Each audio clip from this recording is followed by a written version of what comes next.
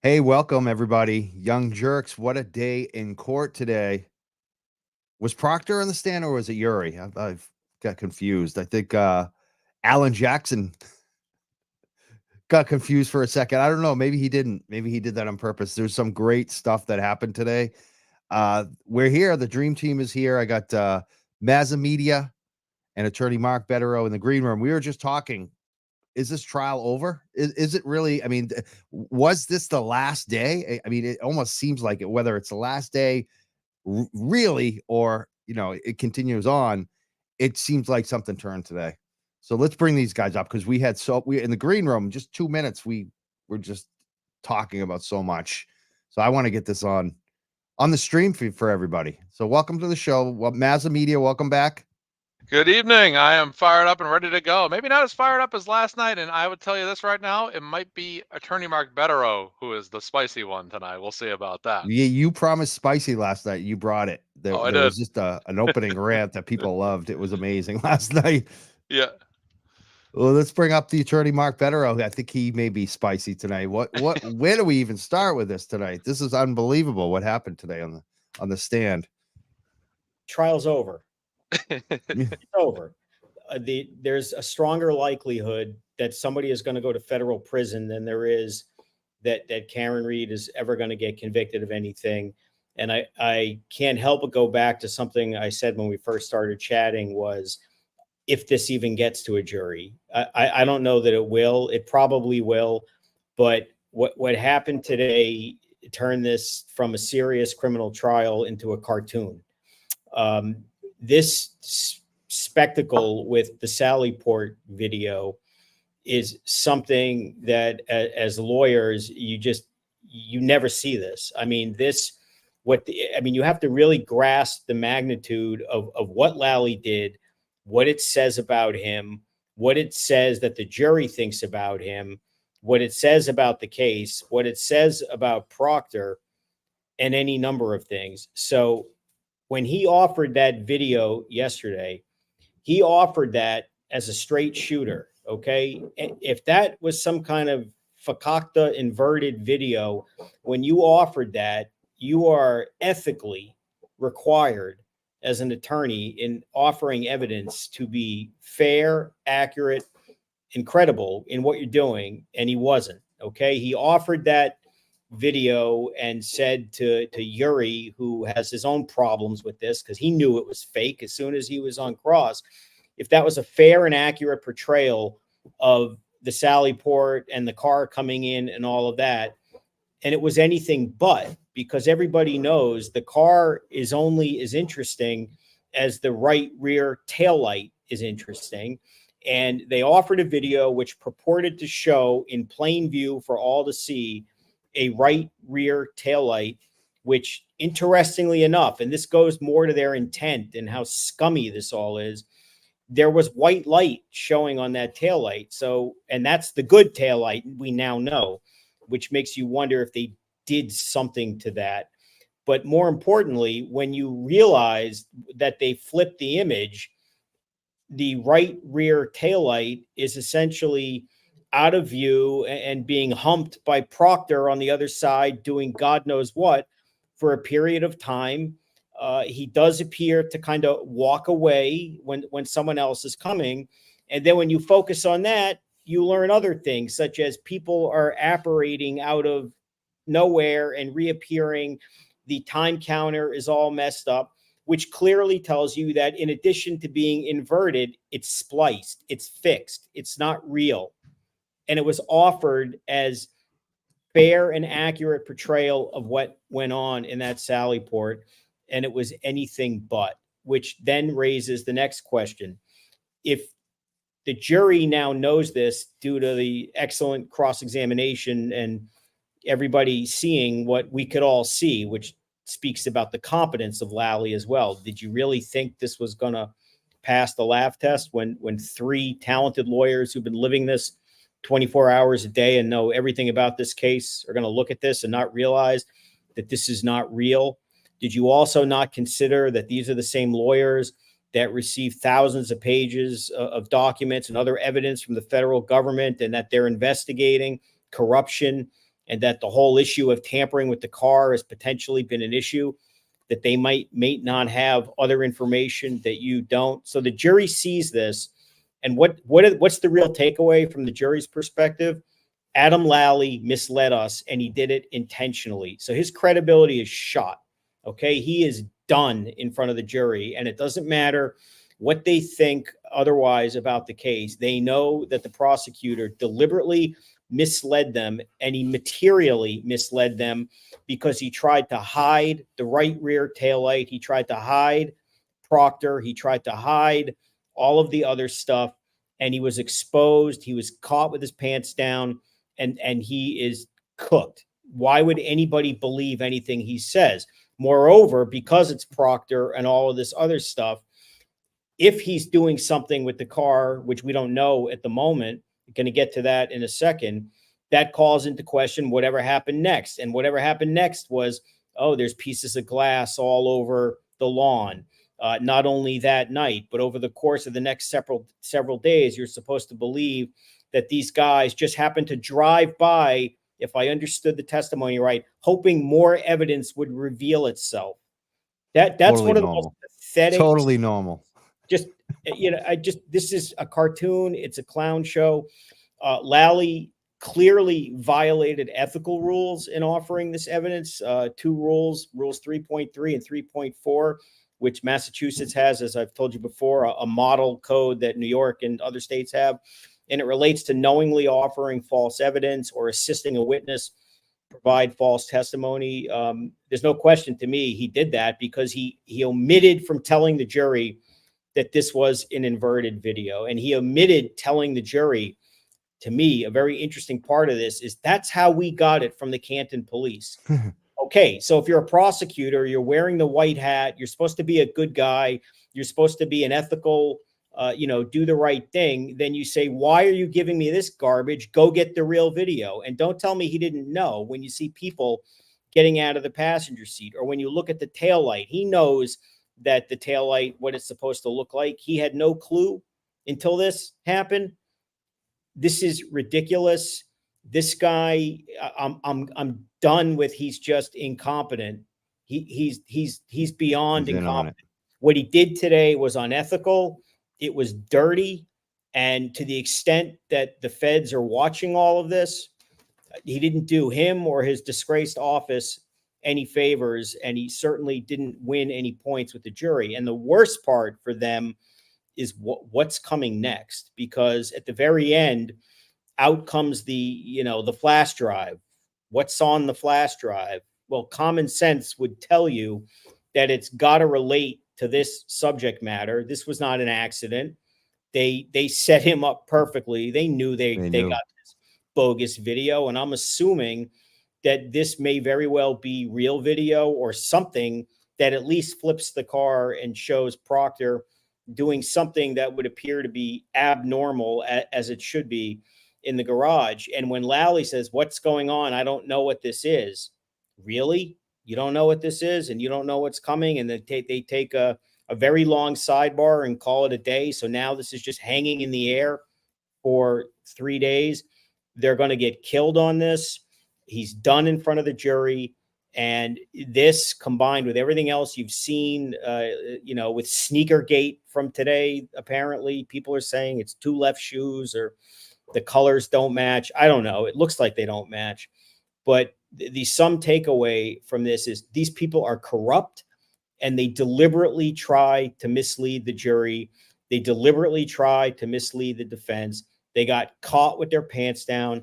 They're going to get crushed. No one is going to believe anything else this guy says for the rest of the trial. He's a disgrace. The office is a disgrace. This case never should have been brought. And if they had any dignity, if they had nothing to do with this cartoon, with this video, they should find out who did and do the right thing, which is correct the error and get rid of this. They're going to lose. It's going to get worse. And I can't wait to see what's on that flash drive, because they deserve all of it if it's something bad.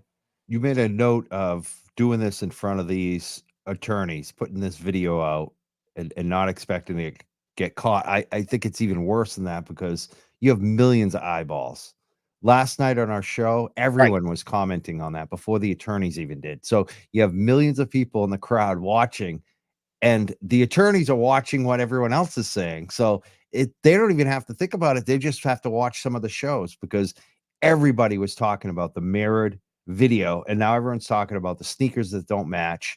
It's like I don't get how they can't realize that any bullshit like this is going to be seen by the world, and It's everyone's worse. yeah.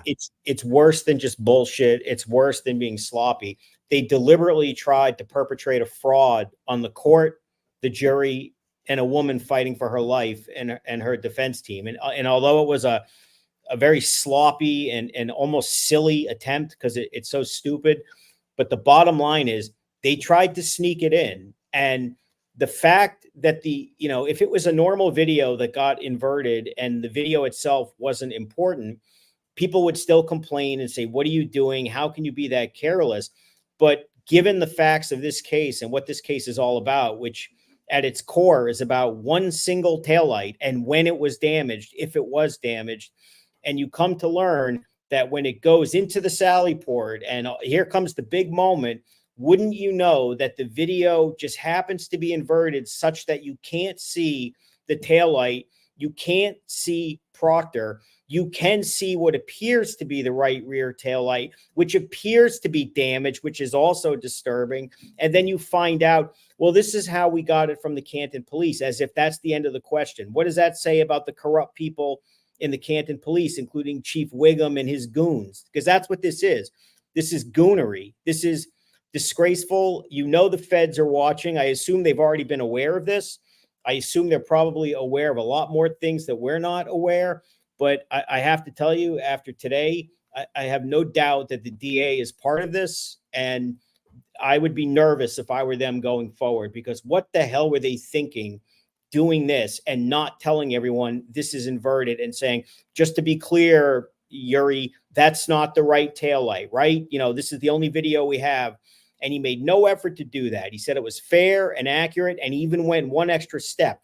Which side on this video is where the sidewalk or the driveway is, where you come in, trying to once again establish, I'm familiar with the video, I know what it is, we all know what it is, and trying to just make the jury be comfortable. And it's all one big scam. It's disgusting. It's disgraceful. They ought to be sanctioned. They ought to be ethically sanctioned.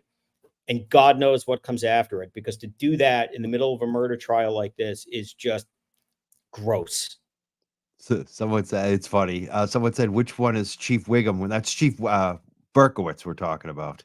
Right. Who just drives by and finds glass like Yuri. They all just drive by and find glass that the defense left hanging today in very dramatic fashion, setting the stage for a very strong follow-up point to wonder if, we're going to see evidence that Proctor had the opportunity right there to do something. Who knows? We'll see. But then you factor in the timeline on this video. So, it may help their timeline as well, but something is going on there.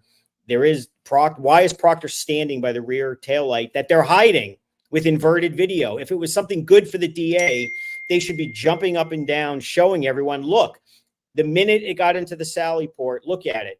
But you saw something else, which is really interesting when it got into the sally port, which is devastating and shows how awful this is. The tow driver, okay? What does every single tow truck driver do every single time they Snap move a picture. vehicle? Or look around it first. Yeah. Look around, because you're not going to blame me. Yeah. And you know what and if there's something wrong, they take a picture. He did nothing with the right taillight. He took a picture of the license plate in the front, and that's it. This is really bad. It's over. They can't recover from this. Why is anybody going to believe a word this guy says? Why is anybody going to credit the taillight at this point? Why you can't even trust the video that they provide you with. So you're going to trust them on the phone records. You're going to trust him when he says these witnesses are credible. You're going to trust him if he tells you tomorrow's Friday. Maybe if you look at your watch and confirm. I wouldn't trust these people about anything. Unbelievable today. Mazza, you probably want to comment on some of the we just talked about. I was I had a different intro that I was going to do tonight. And, I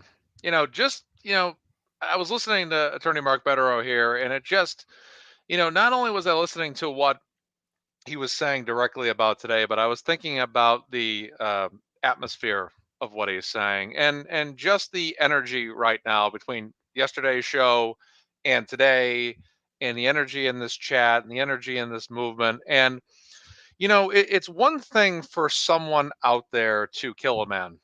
It's another thing for people that have ties to a local police department to cover it up and blame someone and frame someone. But what we're dealing with here is essentially the eye of this entire storm, which is essentially the Massachusetts State Police and the Canton Police Department.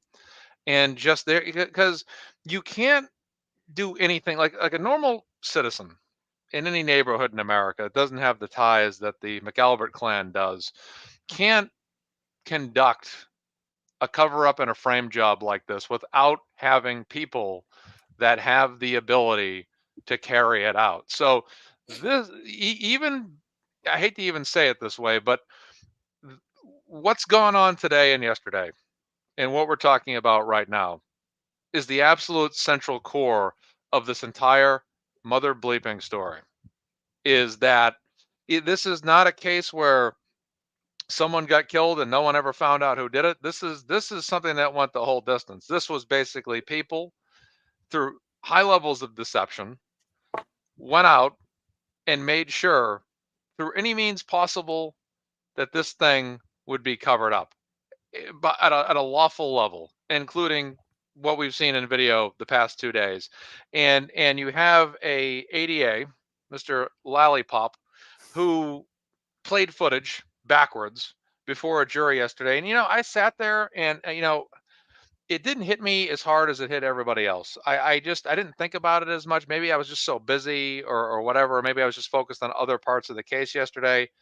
But there was a moment in my head yesterday where I said to myself, I go, wait a second, why is that car on the opposite side, the old police car on the opposite side? Because I remember they showed footage and the SUV was on the right, the car was on the left. And now all of a sudden I'm seeing it today and yesterday and today. And I'm like, wait a second, that's not accurate. And then sure enough, I was watching it and I stopped and I just sat there and I just was gazing at the computer screen when Jackson was speaking. And I went so silent to the point where I wasn't even sure if I was even thinking. And I was just receiving this information and just something in my head was saying, record this footage and flip it. And I said, that's the first thing I'm going to do. I'm going to put this, I'm going to record this to my phone. So I went on your stream mic, recorded it, flipped the footage. And I looked at it and I said, oh man, wow. I go, Adam Lally went up there and he just literally tried to sell these people BS in a gift bag. And Microdots pointed this out tonight. And it was something maybe I just didn't see or I just didn't notice when I was watching today and listening today, that the driver gets out of the passenger's door when you look at it from the perspective of the mirrored footage. He gets out. So basically it's like if he had a vehicle that was with the seat on the other side, like a post office vehicle. He literally, what you would assume that they drive in on the left side, right? And then all of a sudden the guy meanders out the right side. I didn't even notice that till about 5 minutes before the show when I was watching the Young Jerks. I hadn't even thought about that yet because it's just, you're taking in so much information here and it's tough to remember it all and comprehend it all. And I just saw that. I'm like, this is nuts. But when I watched back the footage that I clipped and put to my page today and watched it back the whole 4 minutes, they look like in high speed ants that are building a ant castle or sand castle or whatever you want to call it. I mean, they are manifesting Worker bee. Yeah. worker bees building a hive. I mean, they are manifesting this, and these people are all over this thing. And if your lucky number is not number 4, I don't know what is, because it's clear as day at number 4 is the lucky number today. But I'm just sitting there and I'm saying to myself, like, I'm looking at the vehicle when it's playing, and even throughout this entire case the past 2 days, I've sat there and other than thinking that the vehicle was on the wrong side, I never gave it much word. But I saw some postings last night. I think some people reached out to me about it last night, but I just never really thought about it till today. And then as much today, Alan Jackson talks about the video being flipped. And I said, that explains why that car is on the opposite side. Because, sometimes there's emergency vehicles in the past, like ambulances, where sometimes the words are listed backwards. And I'm like, it wasn't like that in an old police car. That wouldn't make sense at all. That has to be flipped video. So they're literally showing you on camera. You have this, Adam Lally, who I'll be honest with you. I have never liked Adam Lally. Okay. I have never been a fan of him, but I have not been someone that would say that I hate him with the highest level of passion that I can possibly muster. I've always hated him. I've despised him. I've disliked him. I've made fun of him. I hate this. I don't want to say I hate him, but that's something I vow not to say. I despise this guy as much as anybody on this planet right now after the past 2 days. This guy is the absolute worst. And I see why Turtle Boy said what he said about him too. He went up there before a jury and I was thinking to myself, did he ever tell the jury, and Attorney Mark Bederow confirmed this in his opening, did he ever tell the jury that this was inverted footage? And he never says this at all. So he plays it.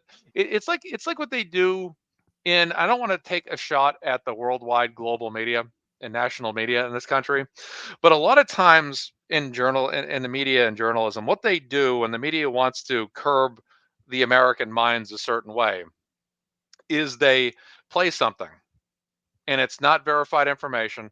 This happened, I'm gonna talk about, I don't want to talk about too long.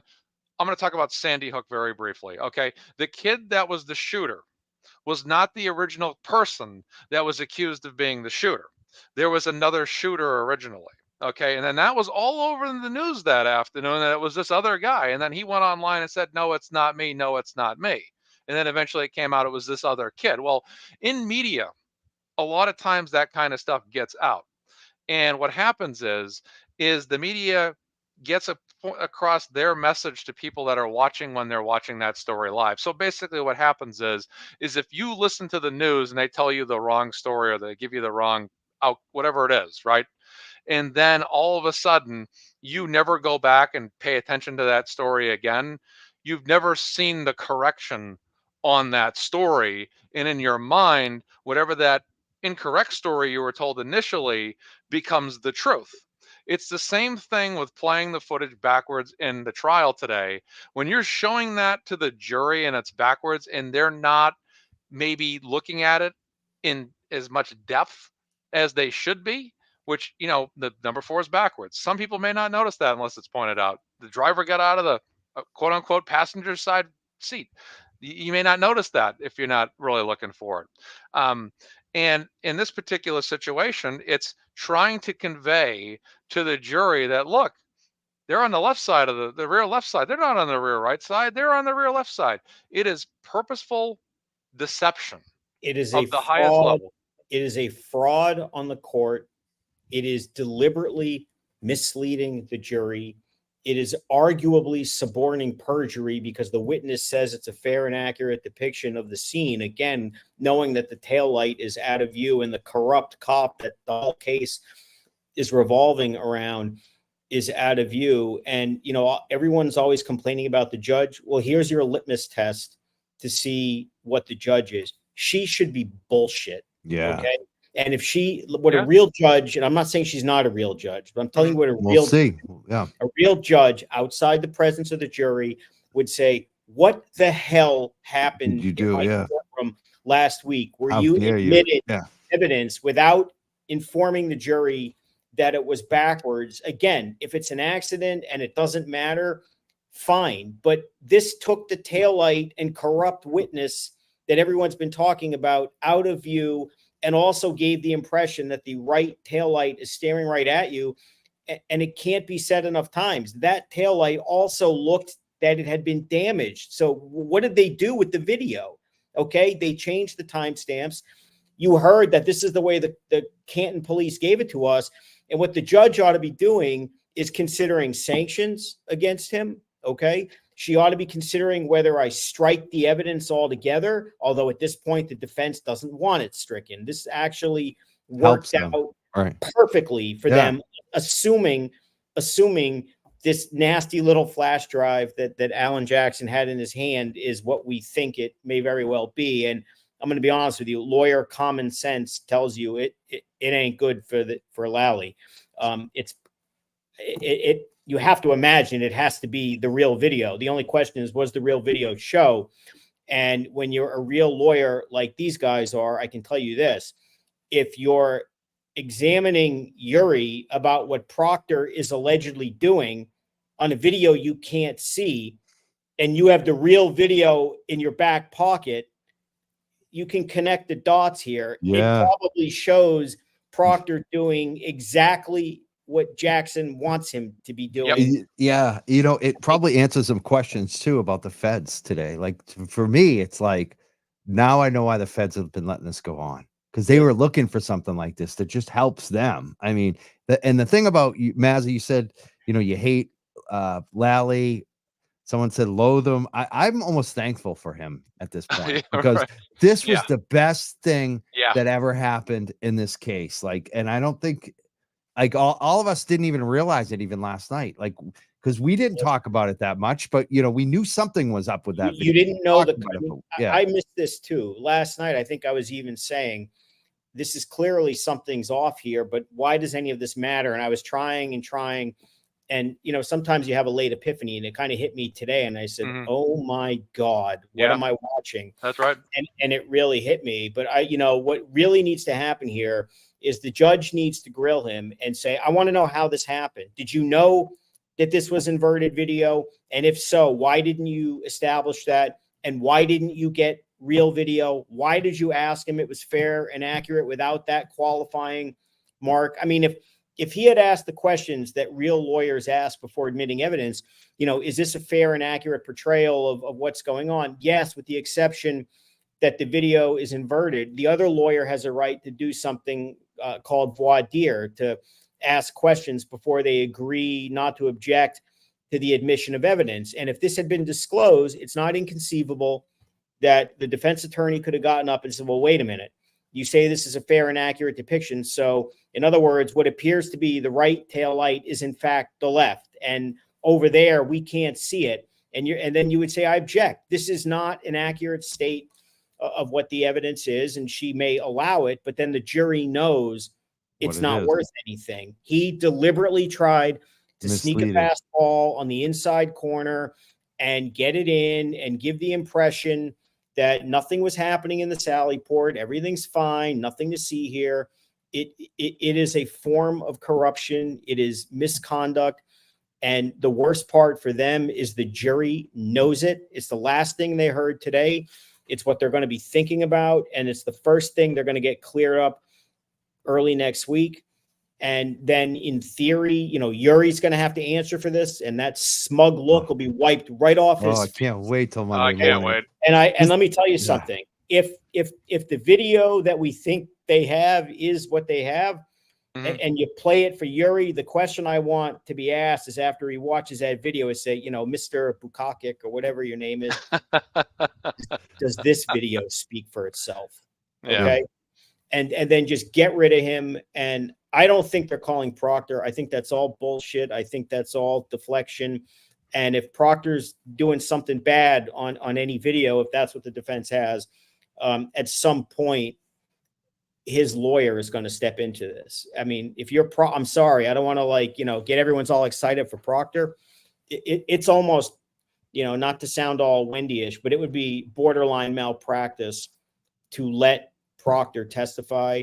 Because if he testifies falsely about manipulating that taillight or doing something sketchy, he's going to prison. If he lies about that, he's going to prison with God knows what else that he's already done in this case. So I don't think you're going to see him. Sorry to be the buzzkill on that. But the bottom line is, this case, it's over. It's absolutely over. I'm glad you brought up the word fraud, because that's exactly what this is. It's a fraud on the courts, a fraud on the public, fraud on Karen Reed. It's just. And the worst part with these people, if they're doing this essentially on national TV in a showcase trial for everyone to watch and see how pathetic, dirty, incompetent the Norfolk County DA's office is. And this is, I mean, what are they doing? I mean, can you imagine being an honest person working in that office right now? Oh, run. I mean, run away. I'd be up all night never sleeping, sleepless nights. It reminds me of working at AIG back in 2008. You know, I mean, that I worked at a company that lied about their earnings for years. Their biggest fraud ever. I couldn't sleep at night. I was in that position. It's a worst. That's why I love dog walking so much. You know, it's such a tough position to be in. I agree with you. If you work there, leave and come on the show and tell us all about it.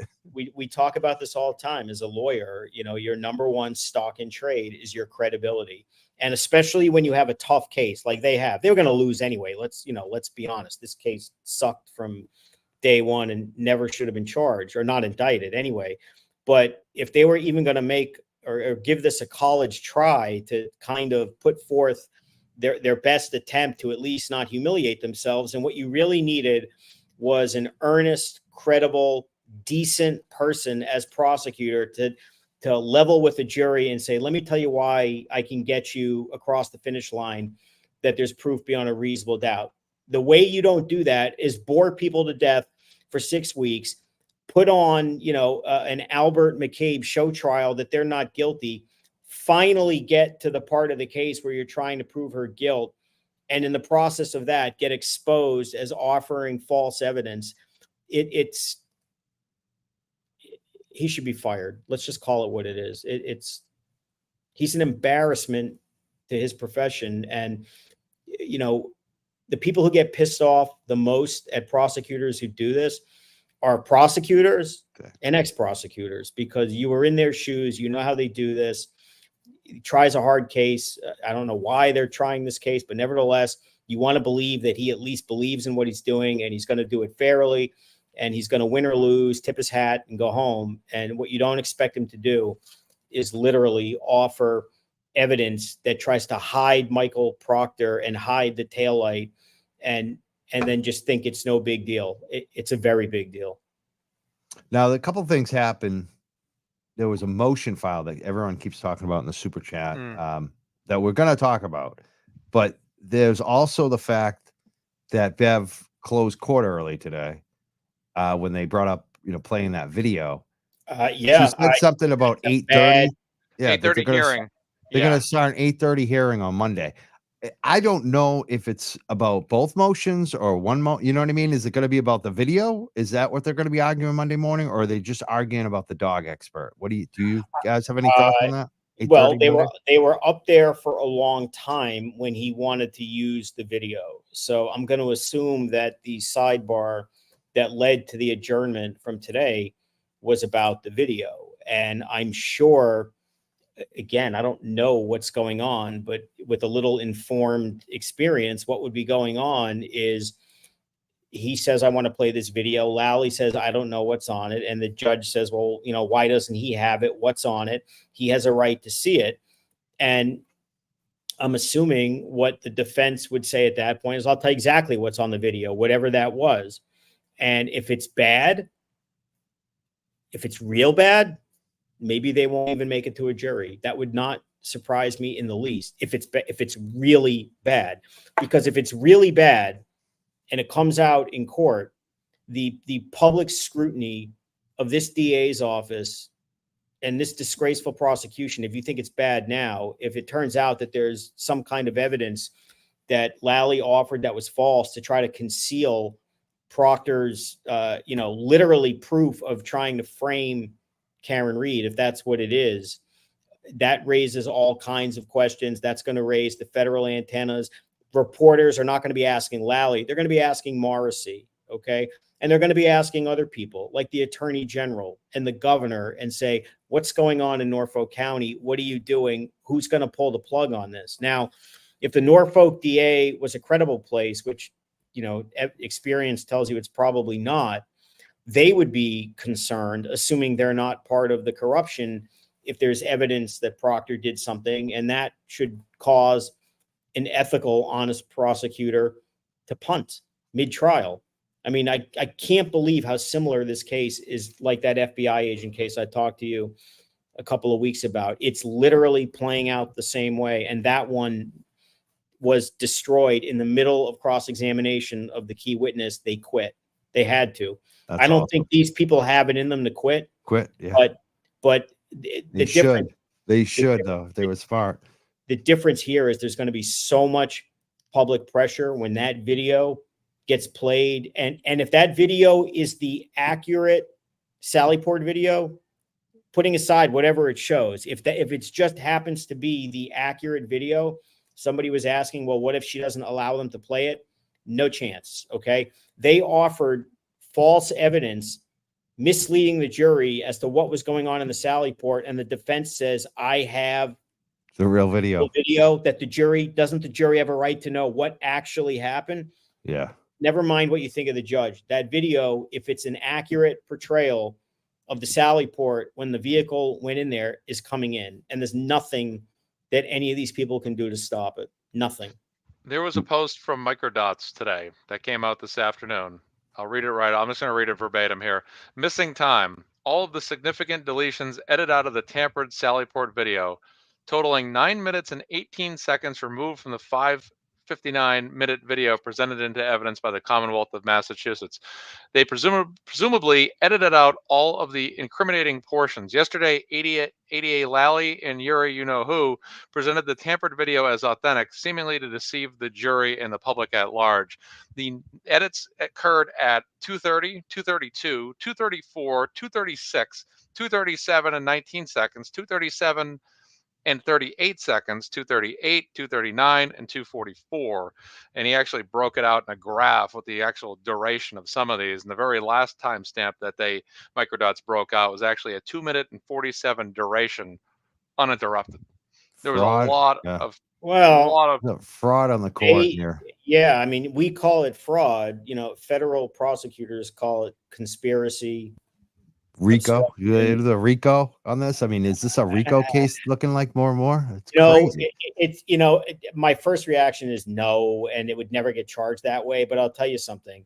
I could make a good faith argument that the Norfolk County DA's office, the state police, some of the Canton police are absolutely a corrupt organization akin to the mafia, which is what RICO is usually for. They're using it in Georgia, as you know, for the Trump thing. We're not talking about that, but I don't think that they would necessarily charge it that way. But there's no question if they have the real video and it's bad, that this is exactly the kind of thing that the feds would be looking at. Exactly. And it's also the kind of thing that if the video shows things that have Proctor doing something bad, Lally would know about this. Okay. Morrissey has to know about it. Proctor knows about it. Yuri knows about it.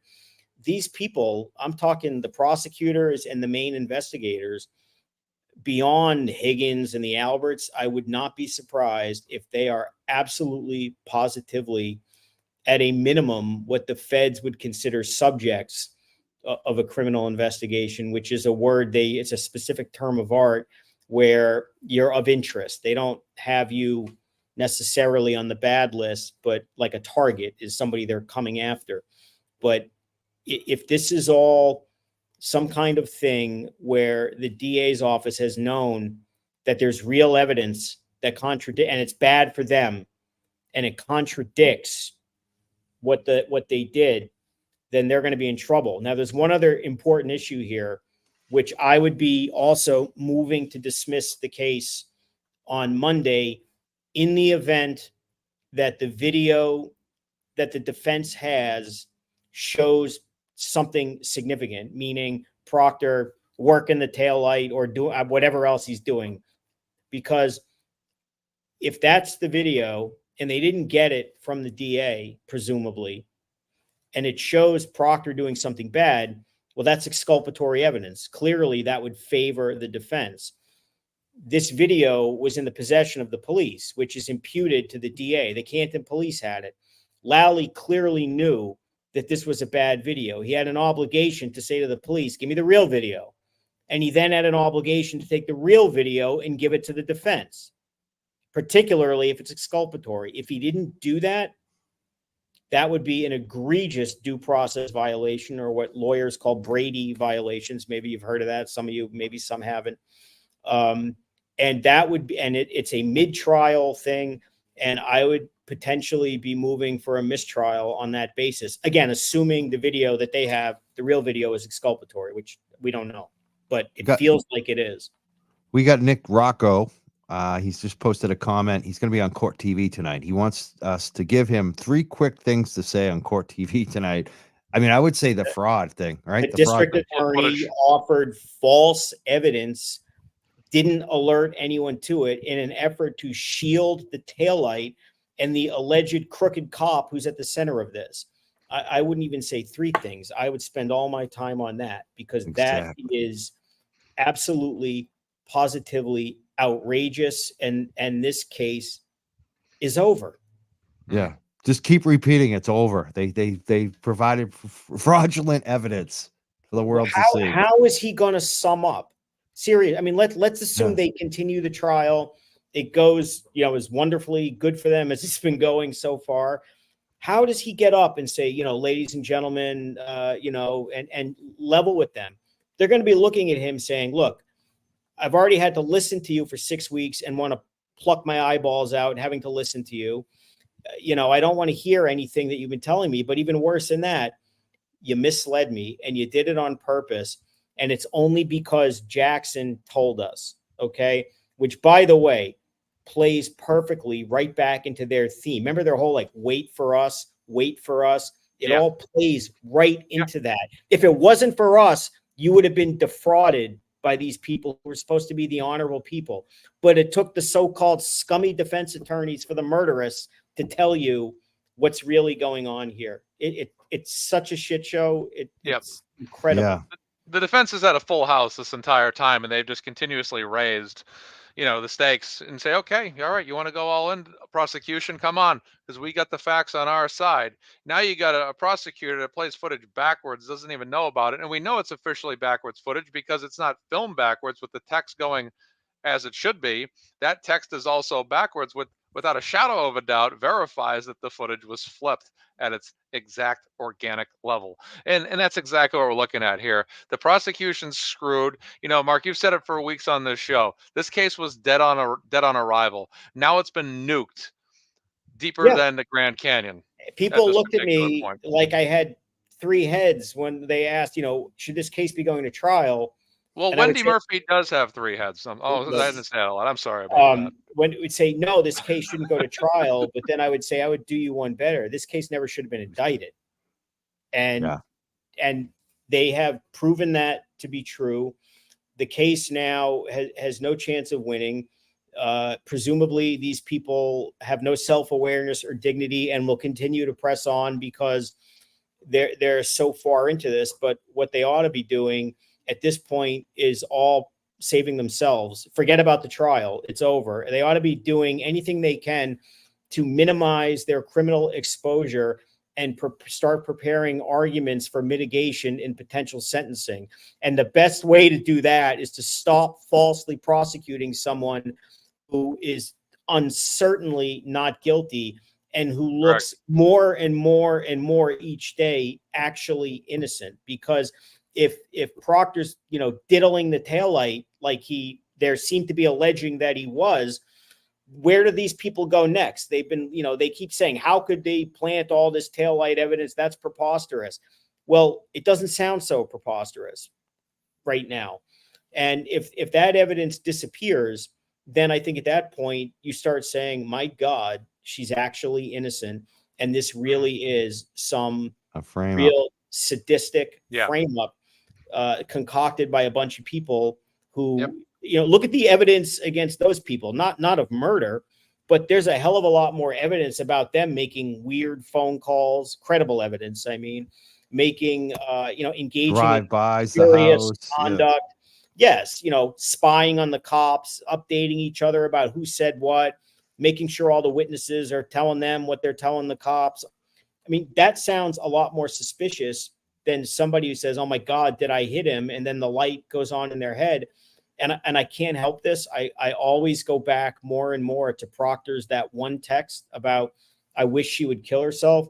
I mean, if he's playing with the taillight and he does that right there, okay, if that's where this is going, and then he says, I did it. Oh my God. I've crossed the line. Now I am all in, right? I'm helping Albert or whatever. I just violated my, Oh, everything I've done, and I've gone too far. There's no turning back. And I keep calling it that. The most honest text message in this entire case is his complete stream of consciousness. My God, if she was dead, this would all just go away. absolutely. There's so much to this too that we could talk about today. I just want to warn people in the super chats. We have so many of them coming in. Don't get mad at me tonight if I don't read them all. And like maybe don't send it if you're really gonna be mad if I don't read it, because there's so many of them coming in and there's no way we're gonna be able to get to them all. I just want to warn people right now. We had some very generous ones already coming in. Everyone wants to talk about this dog expert, the motion that was filed. Did we read that? Do we know enough about it? What do you think, Mark? I'm going to confess, I didn't fully read it. I understand that they're now in the middle of trial saying something along the lines of they shouldn't be allowed to call a dog expert because they didn't tell me or show me something. And you want to talk about bad timing. Just let's start with that. The last thing Adam Lally should be doing today is whining about they shouldn't be allowed to offer an expert testimony because they didn't do what they were supposed to do the same day that he just got exposed for intentionally attempting to defraud the jury with false evidence. That's a hell of a day to file this and whine. Look, she has a due process right to put on a defense, okay? She has a right to argue that these are dog bites just because the Alberts testify that these are not dog bites, and just because a medical examiner, presumably on behalf of them, will testify that these aren't dog bites, she has every right to argue that it does. So there's no reason. He's not being sandbagged. He's not being misled about anything. The judge here needs to really think carefully and tread carefully about what's going on here, because even to the extent a day ago she might have thought about denying this, you should be giving the defense a very wide berth right now, given the spectacle that the DA's office has been involved with over the past couple days. And if the light hasn't even gone on in her head that, you know, they're putting forth a really good faith defense, they're vigorous, they're doing an incredible job.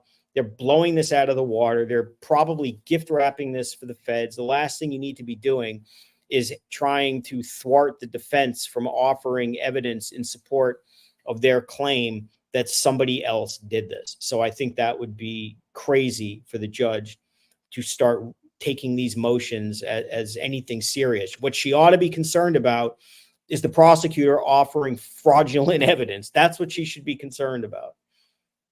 There's a question here. Do you think it's possible they try to dismiss the charges on Monday, the prosecution? If it wasn't Morrissey's office, if it was, you know, if it was a real DA who seemed concerned about misconduct, and for lack of a better term, he was just asleep at the switch, he didn't know, and then he learned what was going on, an honorable DA very much would give strong consideration to saying that I have to be constrained by, you know, morality and legal ethics. And if I recognize that there's an egregious due process violation and I can't satisfy my burden, then I am obligated to dismiss the case. Yeah, I would say there would be a chance. The problem is this DA doesn't care about leaks to the press that talk about ring video that doesn't exist, saying that she did it. He doesn't care that Proctor lies about having a relationship. He doesn't mind violating probably 10 or 11 ethical rules to give some kind of stupid speech about why the case they have is strong. So I don't think he has anything that's going to make him ethically say this is the right thing to do. Now, if he was a smart politician, I think he would do it on that basis. If he has in his mind any chance at all of saying, am I ever going to get reelected? I mean, he's already made a mess with this politically, but he would do better if he had the balls to stand up and say, you know what, I'm pulling the plug on this. This is wrong. We can't be doing this. And maybe some people would say, well, now you're acting like an adult and a DA. as opposed to just some kind of hack who's going to let everyone tell you what's going to be. Moreover, again, if he's thinking about his own potential liability, if that's really where this is going, you'd be better served to pull the plug, because it looks better than just saying, I have no problem seeing this through all the way, and in theory, run the risk of convicting someone who's innocent, even though in a practical sense, it's not going to happen. Because, I mean, if you had asked me yesterday, what are the odds of her getting convicted, I would have said 0.001. All I'm telling you now is I think today it's 0, like literally. It's over. There's a question that came in. Would the O'Keefes have a case against the Commonwealth right now? Well, I don't know. I mean, Karen Reed will when this is over, because look, you can't just sue law enforcement for saying, you suck, you shouldn't have prosecuted me, I'm innocent. That's a totally different story when law enforcement is busting polycarbonate taillights and sprinkling it on the grass and snow, waiting for it to reveal itself, and everything else. So certainly, her lawsuit against various police agencies will be clear. As far as suing the DA, it gets tricky. They get qualified immunity, and if they're acting in their, prosecutorial capacity, then technically they get immunity. If they're acting in their what they call investigative capacity, then they're on the hook. And obviously she's going to get gifted lawyers, whether it's the same lawyers or specialists in civil litigation, they'll explain that. But I would assume that they're going to try to find out that what Lally and Morrissey were doing was more investigative, so they can be dragged in to this as well. But yeah, there's going to be lawsuits all over the place when this is over. And they were all threatening us. They were threatening to sue all of us, the McAlbert. They were trying to say, we're the ones who are going to be bankrupt. We're the ones who are going to get sued. And it's funny how things are playing out. I guess Vinny on Court TV is really fired up and angry. And he's calling it a fraudulent video, just like we are. Look, you should play it for Julie Grant and have Julie Grant look at it, and she can tell us what she thinks. I mean, she's been out here trashing us for months on end and saying Karen Reed's guilty. How about Vinny play that for her? I'd love to see her reaction to it. It'll be real interesting to see how many of these people have the guts, whether it's today, tomorrow, a week, whatever, to talk about reality. Because, once again, today, you had the tweet of tweets from Wendy World talking about how pathetic Jackson's cross of Uri was and how it's boring, it's stupid. The jurors are turned out. And all I'm thinking about is that this idiot can't be serious. Today, the case literally ended because of this cross-examination. I mean, he literally ended the case today. He may very well have gotten these people and others involved in a federal case to the extent they already weren't. He has exposed the DA's office for doing really underhanded things, and all she's doing is ranting and raving that these lawyers stink. She can't be serious. It's unbelievable. She just can't be serious, but Kim sent $79 Australian dollars. Thank you so much, Kim. She says, the only thing I think about now is this: what would have happened to Karen if she didn't have the money to have a good defense? If Turtle Boy hadn't come up on it, she had a public defender. Without in all fairness, you'd be surprised. A lot of public defenders are really, really good lawyers. Not all of them. Some of them are the stereotypical overworked, underpaid. It's just, they're kind of like defense attorney lallies, like, huh. But there are plenty of public defenders who are dedicated and are amongst, the best trial lawyers out there. They don't get the same level of attention and whatnot. But I would think that a case like this, a public defender wouldn't be overworked, because this would be top priority. And, you don't work 800 cases when you're defending a case like this. I think a very talented public defender would get the same result at the end of the day. It may not be as dramatic in such a spectacular way. There may not have been the attention that these guys would get, but there are, in all fairness, some of the best trial lawyers I know in New York City started out as public defenders, and some of them still are.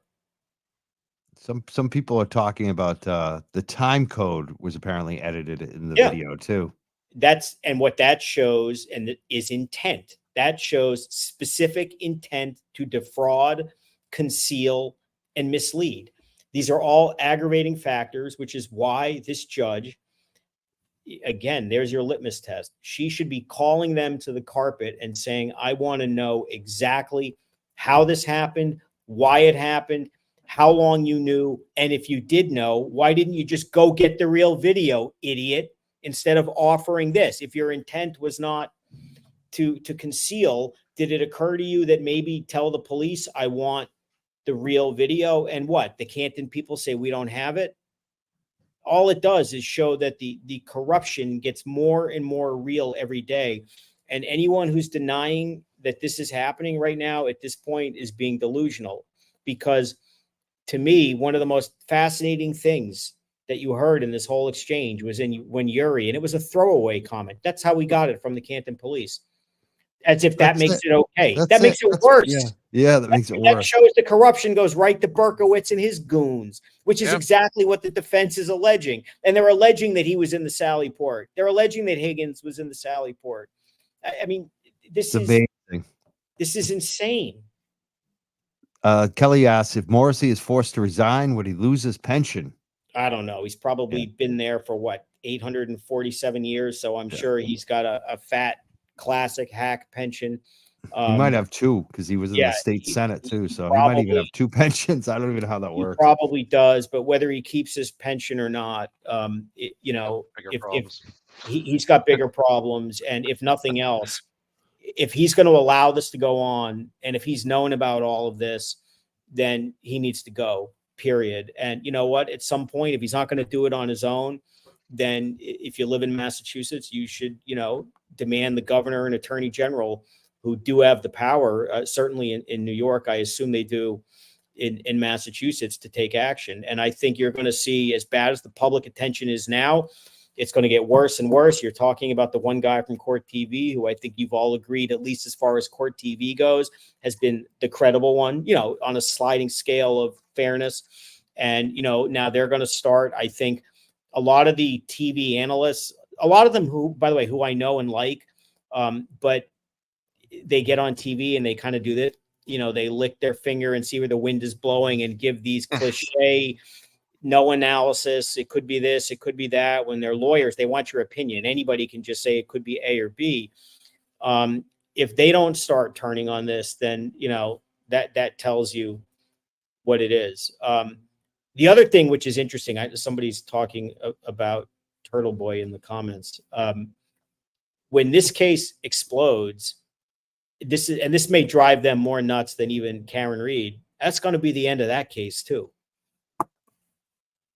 There's no way these people are going to be testifying in some cheesy witness tampering versus First Amendment case when they're all about to get investigated by the feds for all kinds of perjury and other process crimes. I just don't think what I'd be doing is running into, back to Dedham Superior Court to complain about, him going to my kid's soccer game. That strikes me as poor choice of resources.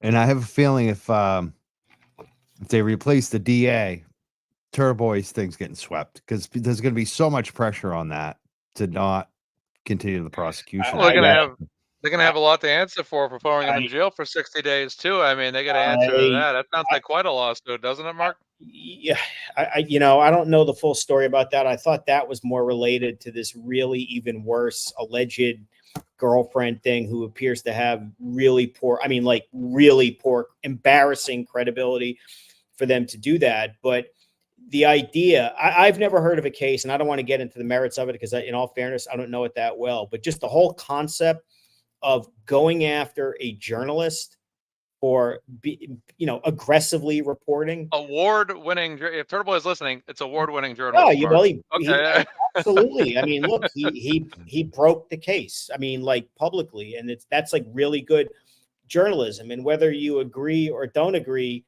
with the methods, who in the hell thinks it's a good idea, especially these goons who are exposing their corruption on a daily basis, to say what I'm going to do is go after a journalist and have a First Amendment fight because I don't like his methods? Yeah, and especially the people who were investigating him from the state police that are showing up and taking all his crap are the same people he criticized, like Tully and Bukaki.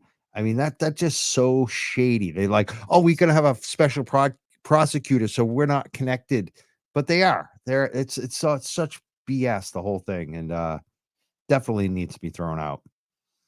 The only prosecutor who's going to be probably working on anything connected to this case, in a couple of weeks and over the next several months are going to be the ones from the U.S. Attorney's Office.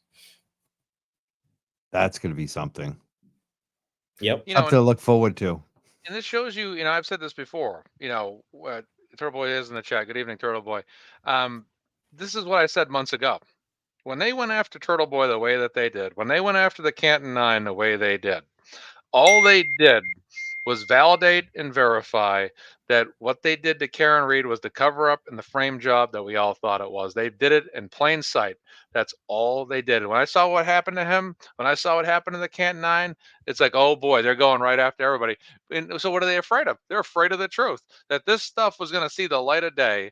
And they started to go on the attack, and they started to basically weaponize whatever they could against, for people with First Amendment rights, first and foremost, and then basically escalate this the way that they particularly did, because they knew, just like we're finding out in court, and we see it with every day of the trial that goes by, more and more and more, we're seeing exactly what a cover up this is and what a frame job this was. And now many of us already knew and already believed it was a cover up and a frame job against Karen way back when. But let's be honest, there's a lot of stuff we've learned throughout this trial that we did not know before.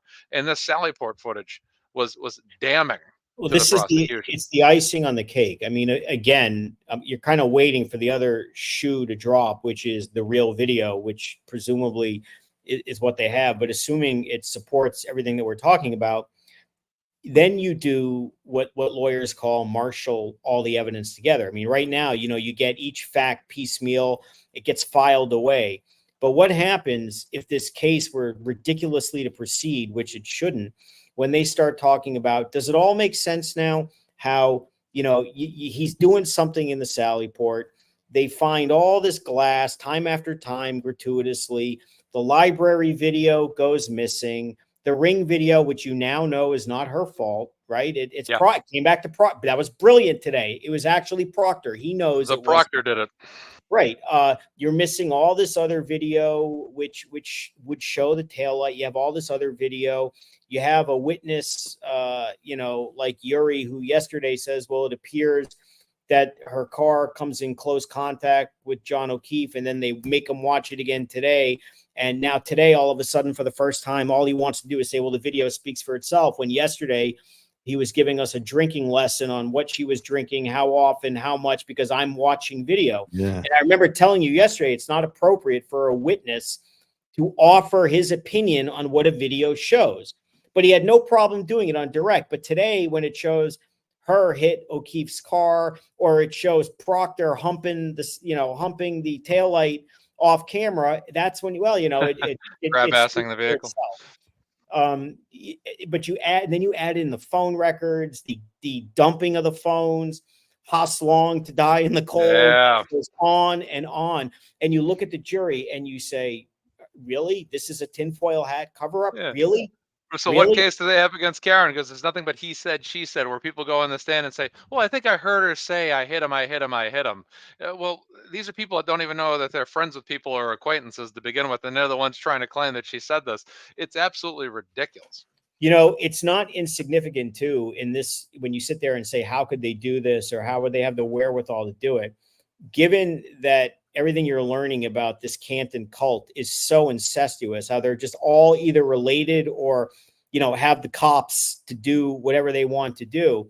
It's very interesting that in this whole sordid story, there's only two people who aren't really part of that cult, Karen Reed and John O'Keefe. And one of them, unfortunately, ends up, dying on the lawn. It becomes real easy to say somebody's got to answer for this. And if she's really running around saying, did I hit him? Did I hit him? It kind of offers itself to them, really. I mean, I don't think it's that crazy at all. And no. The reason why it's not holding up is because it was most likely planned on a moment's notice. It wasn't thought out. There's a lot of panic. But, you know, when you control the cops or you have the relationships, you get Proctor, but then you also get him saying, if she would only kill herself, why did I, you know, that's him saying, why am I doing this? Why? He needs why, that out. He knew he was in deep. Why am I in bed with these people? Why am I so beholden to, you know, King Brian and do what he says? And he did. And, you know, he's going to go down for that. It looks like. It's amazing the amount of people. Did you say Turtle Boy was in the comments? Yeah, he was. Mazzy? Yeah, he was at least up to a few minutes ago. He had messaged. I was trying to find him. There's so many comments coming in. It's really hard to. We got looks like breaking records here possibly tonight. 6,200 right now on our YouTube alone. Our Facebook is doing pretty well too. So wow, thank you so much. Even again, we got the one person on Twitch watching. I love the one person on Twitch. I love these gaming kids. Shout out to the person on Twitch. Yeah, we never had anybody. Now we have usually 1 or 2 people watching, which is, I don't even check it out. I haven't even promoted it, never talked about it, but they're starting to even discover us on Twitch. I couldn't believe it. But lots more questions coming in. Do you have any questions you want to ask Mazza too? I know one question that came up is one of the women. I'm getting questions from women from Mark Bederow. They want to know if you're married, are you single? They're interested. The women on social media. The man's a stud. They want to know, are you a married man? Do you have a girlfriend? What's going on? A boyfriend? What's going on? The internet is a strange place. And I'll tell you that if my wife heard all this, she'd laugh. So that kind of answers the question. Hopefully she's listening. Hopefully she's listening. No, but I told you there was a couple of weeks ago, my daughter got a kick out of this, who's 8, was watching on another TV in the house. No, I'm married happily, 2 kids, 2 dogs. Awesome. Or as someone else would say, I'm all set. You're all set. You're all good. You're all set. You're happily, you're on the market. I'm sorry to disappoint some of the women who were asking. There was another question that came up. You know, the one I couldn't find last night? It came up on YouTube. Oh, that's good. It was a canine question. They wanted us to, I think we talked about this briefly, but I think we should flesh it out. There was a case, you know, when they did the DNA Twitch testing. posts are coming in right now in the comments. Sorry to interject. The Twitch we comments got a are Twitch coming in comment right now. Oh, I love it. We'll recognize the Twitch people in a second. But the DNA, the dog DNA didn't come up, but they found pig DNA. Apparently, there's another case out there where it was linked to a dog through the pig ears that people feed their dogs. One of the comments on social media was that pig ears make dogs aggressive. When I brought pig ears up to my girlfriend, she knows a lot, even more than me about dogs. She said that it's known that they make dogs aggressive. Do you think that may ever get brought up or not, or just it's a little side thing? I mean, they did bring it up with the woman from California who did some testing, and I think that certainly pig component is a big part of dog treats and whatnot, and it makes perfect sense that it's at least plausible that a dog food or treat could lead to DNA. But I don't dismiss the other possibility too. I mean, look, given what you're learning about Proctor, he's not too bright. Okay, he's texting these things to his buddies.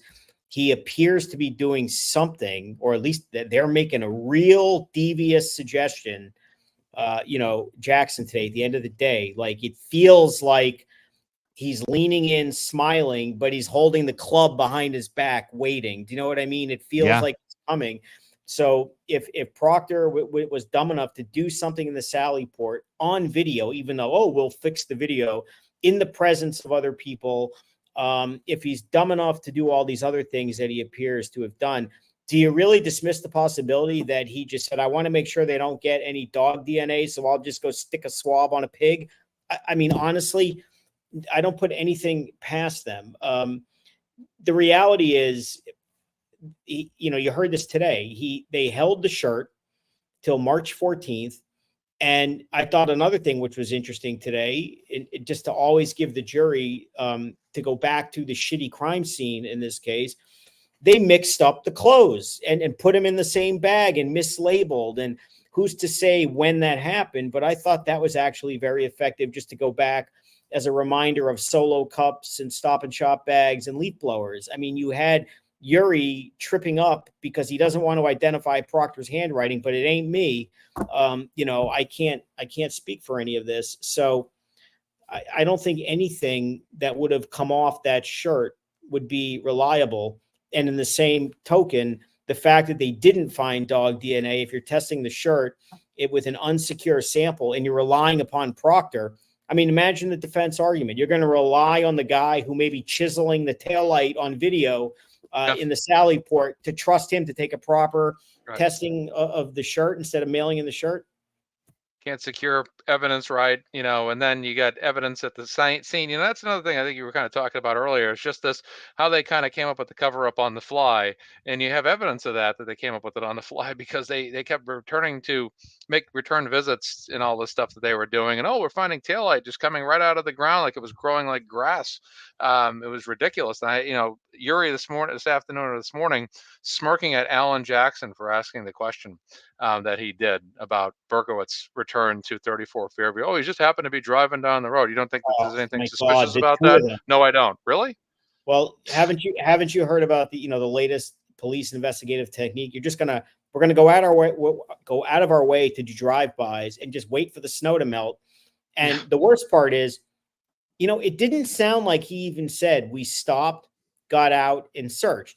It almost sounds like he's saying the same thing that they use with Chief.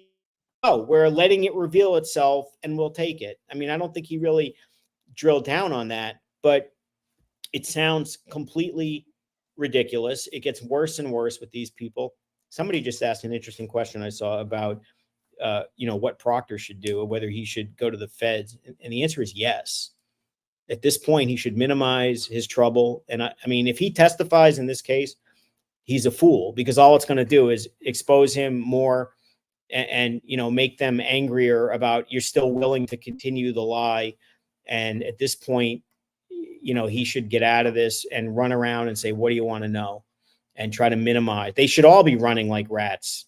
I don't mean that in a disparaging way, rat, like, ooh, you're cooperating. What I mean is just scurrying, save yourself. The more they all stay in this, the more their exposure increases, and the more aggravating, in terms of aggravation and mitigation and possible sentencing, they make it worse.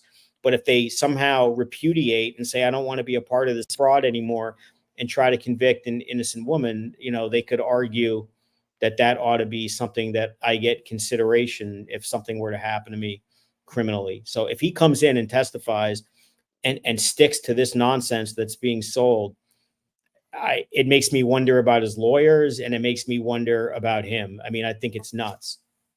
Amazing. We're getting a lot of comments from Twitch now, and we're like breaking records. Some people even moved over to Twitch. We're at least 9 people on Twitch now. I think we're breaking records on Twitch, which is, I'm going to have to log into there later. And because I think once we have a certain amount, it gives you extra little options on Twitch. I haven't logged in, but I think we're breaking records on Twitch tonight. I want to thank all the Twitch folks commenting. It's pretty cool to see. We mentioned it and people jump right on there. It's amazing tonight how many listeners we have, viewers. I always say listeners because we used to be podcasts only way back in the day. Now it's viewers. Say the right word, Mike. 6,475 right now on YouTube. That's amazing. Maz, do you have any questions for Mark as well tonight? Yeah, I mean, let's talk about the fraud aspect of what, like Marco opened up with today about the footage being backwards in Sallyport. I mean, have you ever, as a defense attorney, ever experienced any kind of cases where you've seen blatant fraud by the prosecution like this? Or is it something you've heard about maybe in other cases across the country? It happened maybe occasionally. I mean, there are cases, and I mean, I've had a few where there are, really contentious, nasty post-conviction where you allege that they suppressed evidence and all sort of things like that. But to see what you usually would never see is in live time with 1 million people watching, and even like internet people, like you said, true crime people breaking this down, studying it, to literally put a piece of evidence like that, which the more you think about it, I mean, this is really pathetic because it's so clumsy looking. And when you do, it took time for all of us to kind of absorb what it was, but you knew right away, what am I looking at here? Something's not right. And when the light clicks on and you realize, why are they coming out of the passenger door? Why are people showing up and disappearing? That's bad enough. But the real bad part is then you say, well, does this matter? What are they doing? What are they doing? And then you realize that it's obscuring Proctor and the taillight, and it gets to a whole new level of devious. And they're doing it as it's on TV and the internet, and thousands of people are watching. So no, I haven't seen anybody be that stupid when you factor in everybody's watching. And it's not like they're suppressing evidence. Like when certain prosecutors suppress evidence and they throw it in their back pocket, you don't, presumably you never find out. So nothing happens. This guy was putting it right in front of you and saying, here it is. It's just not what you think it is. And so that's a whole nother level of being brazen and misleading. And, it's bad enough that he did this. But for him, not even at a minimum to say, oh, it's an inverted picture, that even if he does that, it's still misleading, because he wouldn't have said, oh, which one is the right taillight? Your brain is programmed to look at the one that looks like the right. I mean, that's just the way that's the right when it's really the left. But he didn't do any of that. He didn't alert anyone to it. He said it was a fair and accurate portrayal. You're looking at the wrong taillight, and I'm telling you, the wrong taillight looked like, at least the video of it looked like it had been altered or something to show a big white spot in the red, as if to fool people into thinking it's the right taillight. And he never even tried to get the real video. And when you put all of those factors together, it only leads you to one reasonable conclusion. Lally deliberately, intentionally tried to perpetrate a fraud on the court, the jury, and defense. And he obviously didn't get away with it. And now there's going to be hell to pay. And the first people he should be concerned about are the jurors who, I mean, what are you doing? They're going to hate you. They're never going to trust you. You ought to be concerned about the judge. You ought to be concerned about the disciplinary committee. You ought to be concerned about the defense attorneys. You ought to be concerned about your future employment prospects. For what? I mean, why are you doing this? To try to increase the odds of winning from 0.01% to 0.02? I mean, these people, they're corrupt. Unbelievable. This is corruption. What happened? Yep. It is what we thought it was. Do you think that Lally will try to use the "I didn't realize that the phone was backwards" excuse? Do you think that that's something he has in his hand? If I were him, I'd say nothing. I would take lawyer advice and just, I have nothing to say, because if he tries to say, I didn't know, what I would ask for is an evidentiary hearing and ask to put him on the witness stand, put him under oath, and let's talk about that. Because think about what happened. He's had this case for 2 years. He and others in his office, it's not just him. He's the one who has the misfortune of doing it literally, but they've had this video. They've watched this video how many times over the years? 20, 25. They've shown it to Bukhenik. They've shown it to Proctor, I'm sure. They've shown it to whoever else. It's impossible to believe that he did not know that that is an inverted video. In other words, that I see the driver getting out of the passenger car, because what Lally would have said in talking to Bukhenik and Proctor is, who's that guy in the car? And they would say, well, that's the tow truck driver. Okay, well, why does he appear to be getting out of the passenger car? Oh, well, he's not. And Lally asked Yuri specifically, where is the road? Is it to the left or right? This shows he knows it's not accurate in terms of what the video is purporting to show. He knows, because he spent, hours showing us how awful her taillight was. He should have known that even the version he put up on what turns out to be the left taillight, looks to be the right, didn't match what they were telling him. So how could he not know? And when he prepped Yuri, if that really happened, and he says, is this a fair and accurate portrayal?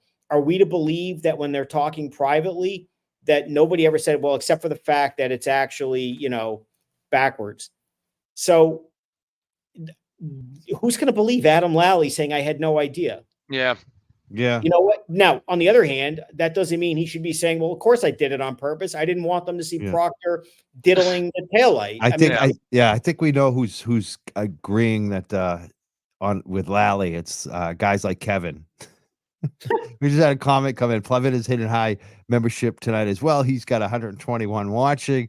I just want to thank all of our new Twitch followers. Everyone's we jumped over 20. We got a lot of comments coming in from Twitch. We got 6,600 on YouTube. We got some celebrities in the chat. Number one, we got my friend Chief, who is one of the first black cannabis retail, legal adult use owners in the market. In Cambridge there, Harvard Square, Yamba Market, him and his wife, they're watching. They sent us a super chat. Thank you so much, Chief. He's also a military veteran. Chief is an awesome guy. Thank you so much, Chief, for making a donation tonight. We also got the Glera and Microdots. I guess Turtle Boy was there. I'm looking for the comments. I know Glera is in the comments because people are like, thanking him and talking to him, but I keep missing his comments because there's so many people commenting tonight on the chat. I want to thank everyone. Very happy about who's watching too. It's really cool.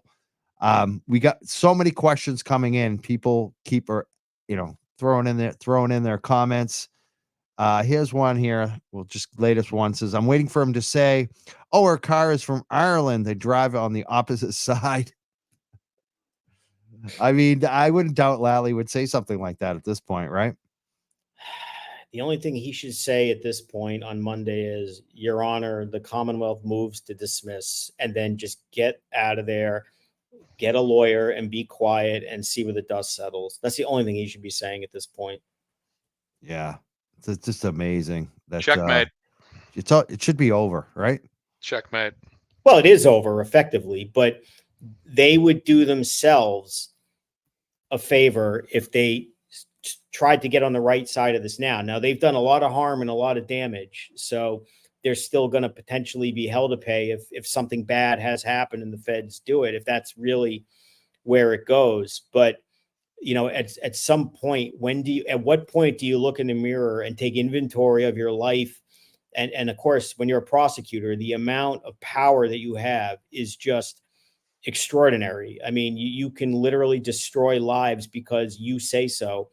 But with a lot of responsibility comes with that. And, I don't know what he thinks of when he goes home and when he wakes up, but he really should take inventory and say, what am I doing? And if you're going to do it fairly. Like, that's the other problem. It's bad enough you're doing it, but if you're going to do it, you don't do it with false evidence. And, you're accusing a probably innocent woman of committing a crime. At the same time, you're trying to jam through false evidence to conceal a potential crime by a almost certainly corrupt cop. I mean, that's terrible. I mean, how do you take yourself seriously at that point? I'm going to quote my upbringing, Kenny Rogers. You got to know when to hold them and you got to know when to fold them. I mean, that's it. Like, it's just time to fold up the cards and call it a game. You're done. All of them. I mean, all of them. I mean, you watch this and you see these other people sitting up there who don't do anything in court. So I don't know what they're doing or not doing, but how do they feel watching this? I mean, I'd be calling in sick if I were them on Monday. I mean, how does the paralegal in the office say, this is what I signed up for? It's awful. I mean, I'm like almost tongue tied at this point. Yeah. Today is as cartoon as it gets. Yeah. I mean, we found out some more stuff today too, which was, we haven't even mentioned. I mean, we've gone after the biggest stuff, which is awesome. Somebody's talking about the bastard shoe. That's kind of funny. Well, we could talk about the shoe, but like the real stuff that we found out today, we kind of knew, but now no deleted ring footage from Karen Reed. Karen Reed didn't delete anything. Who deleted it? Who deleted ring footage? Proctor. Yeah. Who else could it be? Yeah. So, I mean, that's a bombshell too. There's so many bombshells coming out that just like the whole thing. I mean, this is what's so pitiful about someone like Kevin calling everyone out. Kevin hung his hat on that. Kevin was like, she deleted footage. He went on and on. No retraction. That's how you know they're dishonest. Like we all talked about, oh, they found a belt. Like we were, we admitted, I guess we weren't right on that. They Clearly. don't do that. The other side doesn't do that. They don't correct when they're wrong. Yeah. I mean, that's the difference. We want to know the truth. We're not just going for a side to be right. I'm just so sick of their lies. Yeah, they call us zombies all the time, and it's like, well, no, we're not zombies at all. We're people with brains, basically, that can think for ourselves and see past all the obvious here. You don't have this many people that support Karen Read as an innocent woman if they believe things that just weren't true. It's just no. It's a very small group. And as the days have gone by and the weeks have gone by here, the percentages of people that believe Karen Read is innocent has only grown. And I'd imagine amazing. everyone on the other side is either diminishing or tucking and running quietly at this point. They should. I mean, I don't see how I checked some of the accounts today. I'm like, how can't they see the handwriting on the wall at this point? Like they're watching all of our numbers go way up because we're right. And the public knows it. The average person in the public now knows this is fraudulent. They're seeing how fraudulent it really is. Well, the other thing is, I mean, it's bad right now. It's at its absolute low point for them. I mean, but the reality is, based on what you know from these lawyers and how prepared they are, how confident they are, what they said in their opening statement. And by the way, real lawyers don't start writing checks in an opening statement they can't cash during trial. Okay. So Proctor said all those things in the text messages, all the other stuff that they said is out there. It's going to be out there.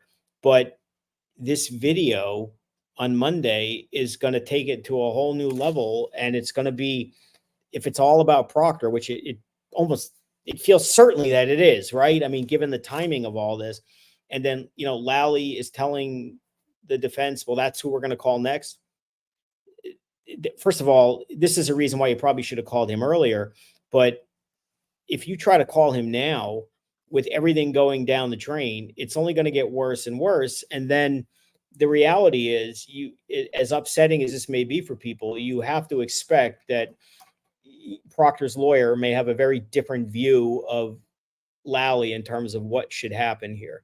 And at this point, I can't fathom how anyone representing Proctor would think it's a good idea for him to talk about anything substantive other than name, rank, and serial number.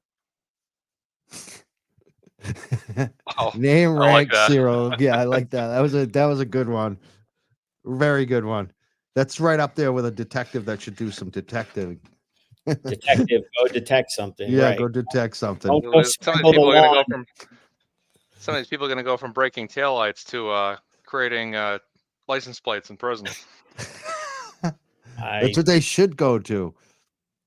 It's becoming clear and clearer each day as to why the feds would be interested in this, and again, the kinds of things that they'd be looking at, and a police officer who potentially could be involved in the sallyport,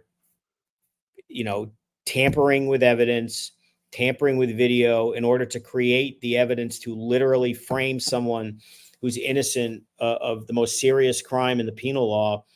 Yeah, that's the kind of thing that's going to get the feds interested in what's going on here. And, they have all their phone records, as you know, presumably they have all of, the geofence data, right, that we've heard reference to. I mean, we haven't heard evidence of that, but that's kind of been one of those things that's just been assumed, although so is the belt. So you want to be careful with that. But if they have all of their geofence data and can pinpoint where anyone is located, if that's the case, and the defense has been asking questions about specific people who might have been in a sallyport at a very specific time, would be kind of scary if I were one of these people, as the sallyport now is becoming, for all intents and purposes, the issue in the case, up there with, how long to die in the cold. I mean, this is another key fact that would end the case. I mean, if there's Proctor chiseling the taillight and little pieces are flying off. I mean, you know, that's it, obviously. Now, there's this comment today, and I did not really catch the audio. I heard about what, heard what it was about while I was walking dogs. Did you all catch the audio that Deb K is talking about? I have no idea what you're talking No. about. Okay. There's some other audio apparently that's going to be coming out, and I think she's talking about the Karen Reed when she was. It came out today, actually, I believe, in court. Why did they do that? Yeah. This was in June of 2022, right? Yep. Okay. This is so correct me if I'm wrong, because you know the timelines better than me. This is months before, oh my God, Colin Albert and all of that stuff came out, right? That was all like, so, and she was saying it right away. Yes. And they think that's a good thing. I know, right? It seems like it only helps Karen again. Yeah. I mean, I don't think it's the biggest deal in the world, but I don't know why they think that helps them. I don't see that at all. To me, it's another, just they're flailing around, and I don't think it's consciousness of guilt. I don't think it shows anything. It just runs the risk of, questions following up on that. Well, do you know why she thought that? Which of course was never asked, but I don't think it was that big a deal. It didn't make much sense to me though. Now, comment came in. Proctor is still the lead investigator on the Brian Walsh case. What happens there? Imagine if he gets off. It's just a matter of time. He's not going to, he's finished. We talked about this a month ago. Look, even a corrupt police officer, if that's what he is entitled to due process, and he's getting it. His internal affairs investigation is going on. I'm sure they would want to see what comes out at this trial about him. Right now, they may or may not know how bad the text messages are or aren't. They've heard the defense allege to them, but there's been no evidence offered literally in court about them. So he's getting his due process, but I'm sure his lawyer has explained to him it's over. And at this point, the question is, what do you do next? And are you going to get indicted and potentially go to prison? So his career is over. It's just a matter of when that administrative process happens. So he's useless as a witness in this case and any other case. God knows how many other defendants like this Walsh guy, who by all accounts, I mean, that is a sick case. I mean, I don't want to presume guilt, but I know a little bit about it. And I mean, it's pretty horrible. He's not a good person. No, he got fraud, and then he got caught. And that's why I think he did his wife in. It's just awful. He's probably the only person that we're aware of who makes, dumber Google searches than Jennifer McCain. Yeah. Because, how to chop up your wife is actually worse than how long to die in the cold. But he won't be the lead investigator on that case. And the fact that he's still working right now and taking on cases, if anything, speaks to the Massachusetts State Police, and shame on them, because look what's happening here.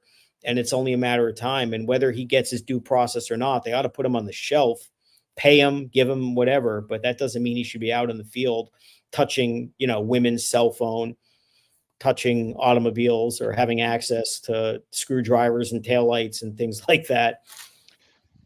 Michael Morrissey, you think he's got anything to lose here if they find out Proctor's, that it comes to light in a court of law that Michael Proctor's, every case he's ever investigated before, every place he's had his hand as a state police officer, every person that's in jail because of him, that all comes back in the DA's office, doesn't it? It looks bad if they're aware of it, or they should have known. I mean, but even, with a corrupt cop, it's a case by case thing. I mean, and if you follow, New York City, we have a lot of wrongful convictions and stuff. There's a notorious detective, Louis Scarcella. You can Google him. He was a hot shot NYPD homicide detective in the heyday of the 80s and 90s. And, he was famous for, I get the statement. I can crack anyone and charm them to death and get the statement. And it turned out that he was thoroughly corrupt and would lie at will. And he worked in Brooklyn homicide, and all of his cases were coming back. And, some of them have been dismissed by courts, others by the DA. Other ones, turns out he didn't have a major role in. So even though they'd have to hold their nose because they don't like him, they don't dismiss them. So I think that's what would happen here too. It really Case by depends. case. Yeah, how much involved. I mean, look, a murderer shouldn't be freed because Michael Proctor sat as a passenger in a car with Yuri to go to the precinct one day. I mean, now if Proctor was, seen in a sallyport chiseling a taillight and throwing it on the lawn, then I'd say you might have a problem. But it's case by case. That said, do you think that Michael Proctor has been maybe predominantly a clean cop, but particularly he had people that were essentially quote unquote family, that he ran a favor for him, basically? Maybe this is just a one-time isolated incident.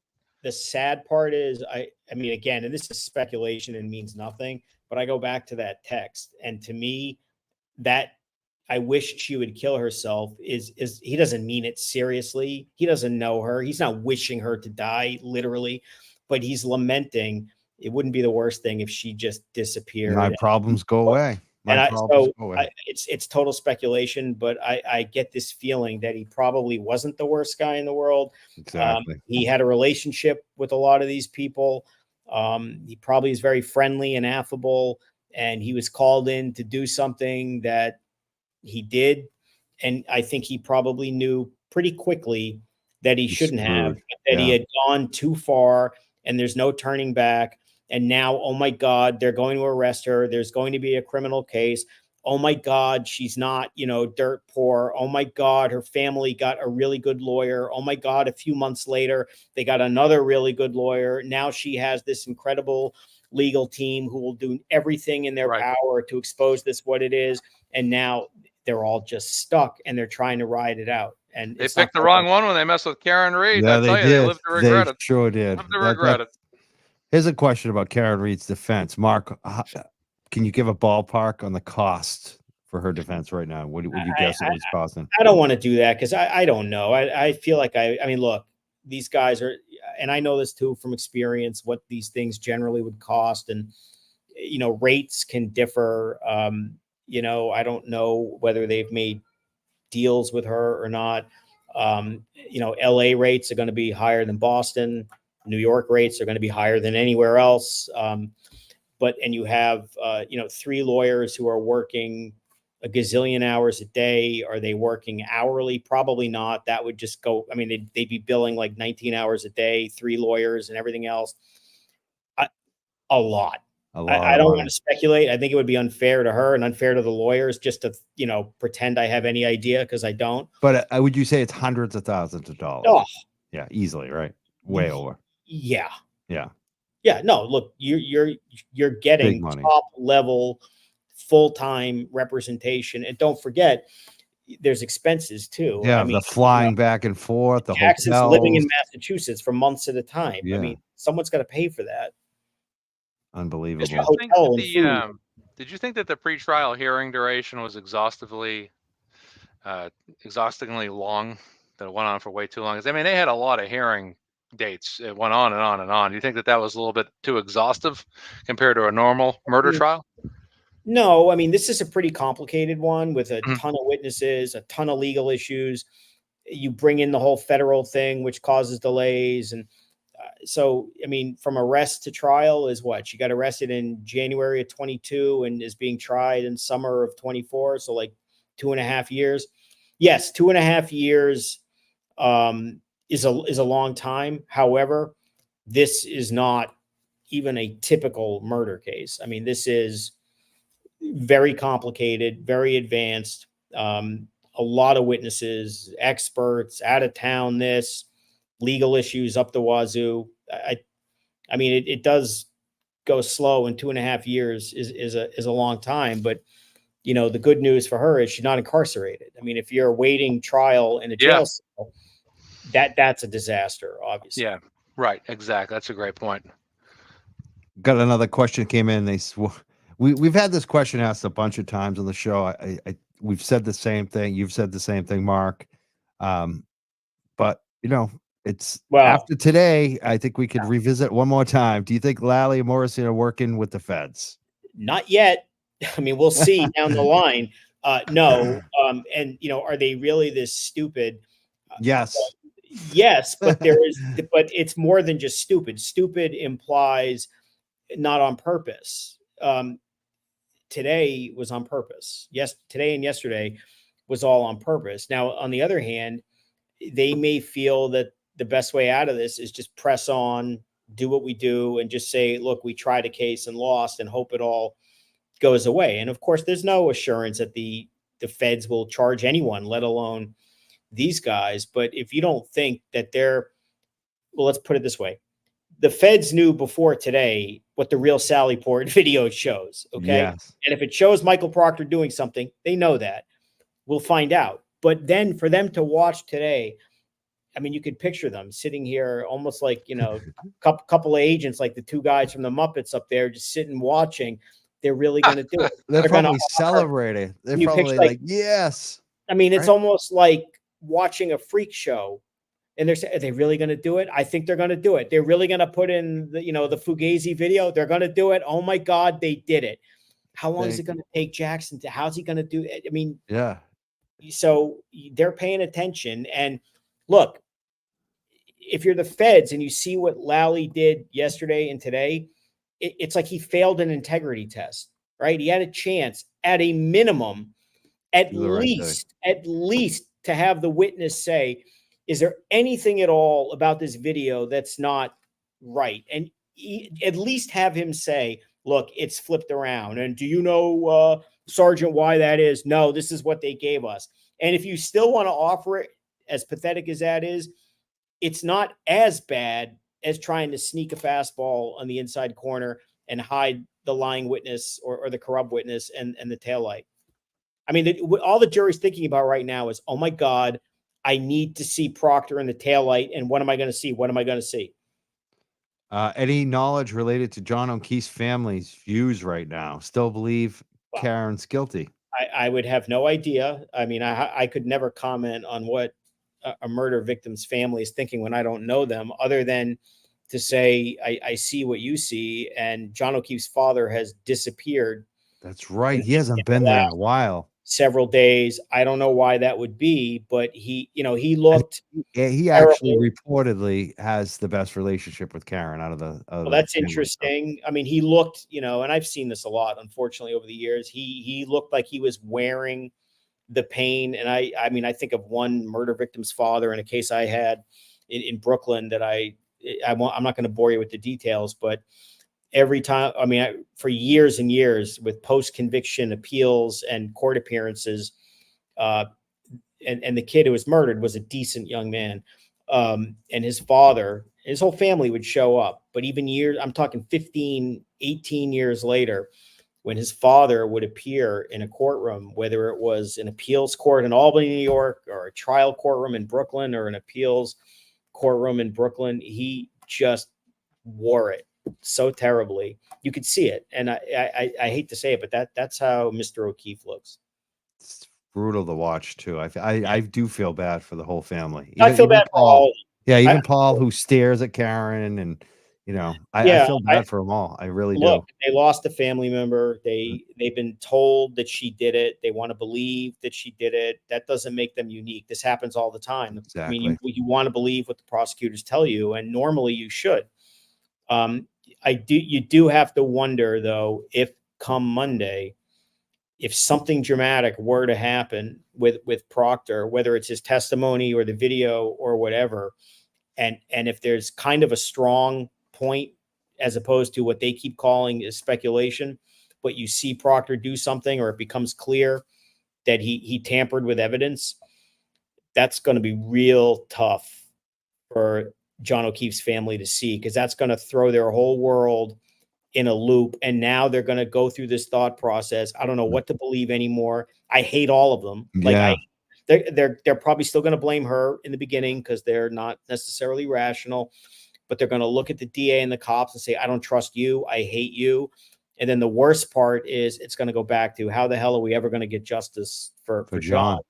And the answer is that there's a good chance they won't. It's horrible. You don't know that's that. The worst part. Yeah. We got to try to fight for that Yeah, Yeah, after that's gonna be the Khan's next found fight. innocent, we Yeah, need that to make sure this Well, is the feds could influence that. I yeah, mean, look, if the yeah, rats do scurry, yeah. and if somebody does know something, I mean, look, some of these guys, and we're speculating, so we have to be careful. Yeah. I don't know if anybody did anything. I'm not accusing anyone of exactly. doing anything, but if some of these people from 34 Fairview did something really, really bad that night, which led to, a homicide, some of the lesser people who may not have been involved, but know what happened or had a much more minor role, would one of them potentially spill the beans to help themselves? That's not necessarily something that might not happen. I mean, if you're facing some serious stuff with the feds, that can be incentive to talk, or maybe it's Proctor. Yes. Hey, I mean, That would look, be something.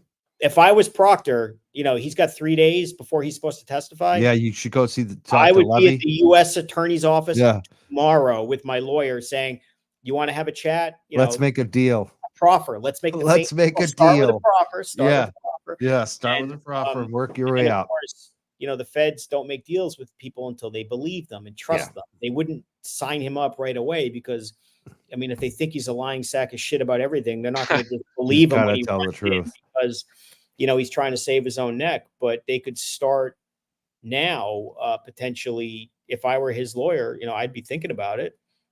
Unless he's, did nothing wrong. And if that's his view, then come testify Monday, answer all the questions, and see what that does for the Norfolk DA's case. Unless, of course, he gets the idea to flee the country to a country with no extradition. Let's hope he doesn't think about that.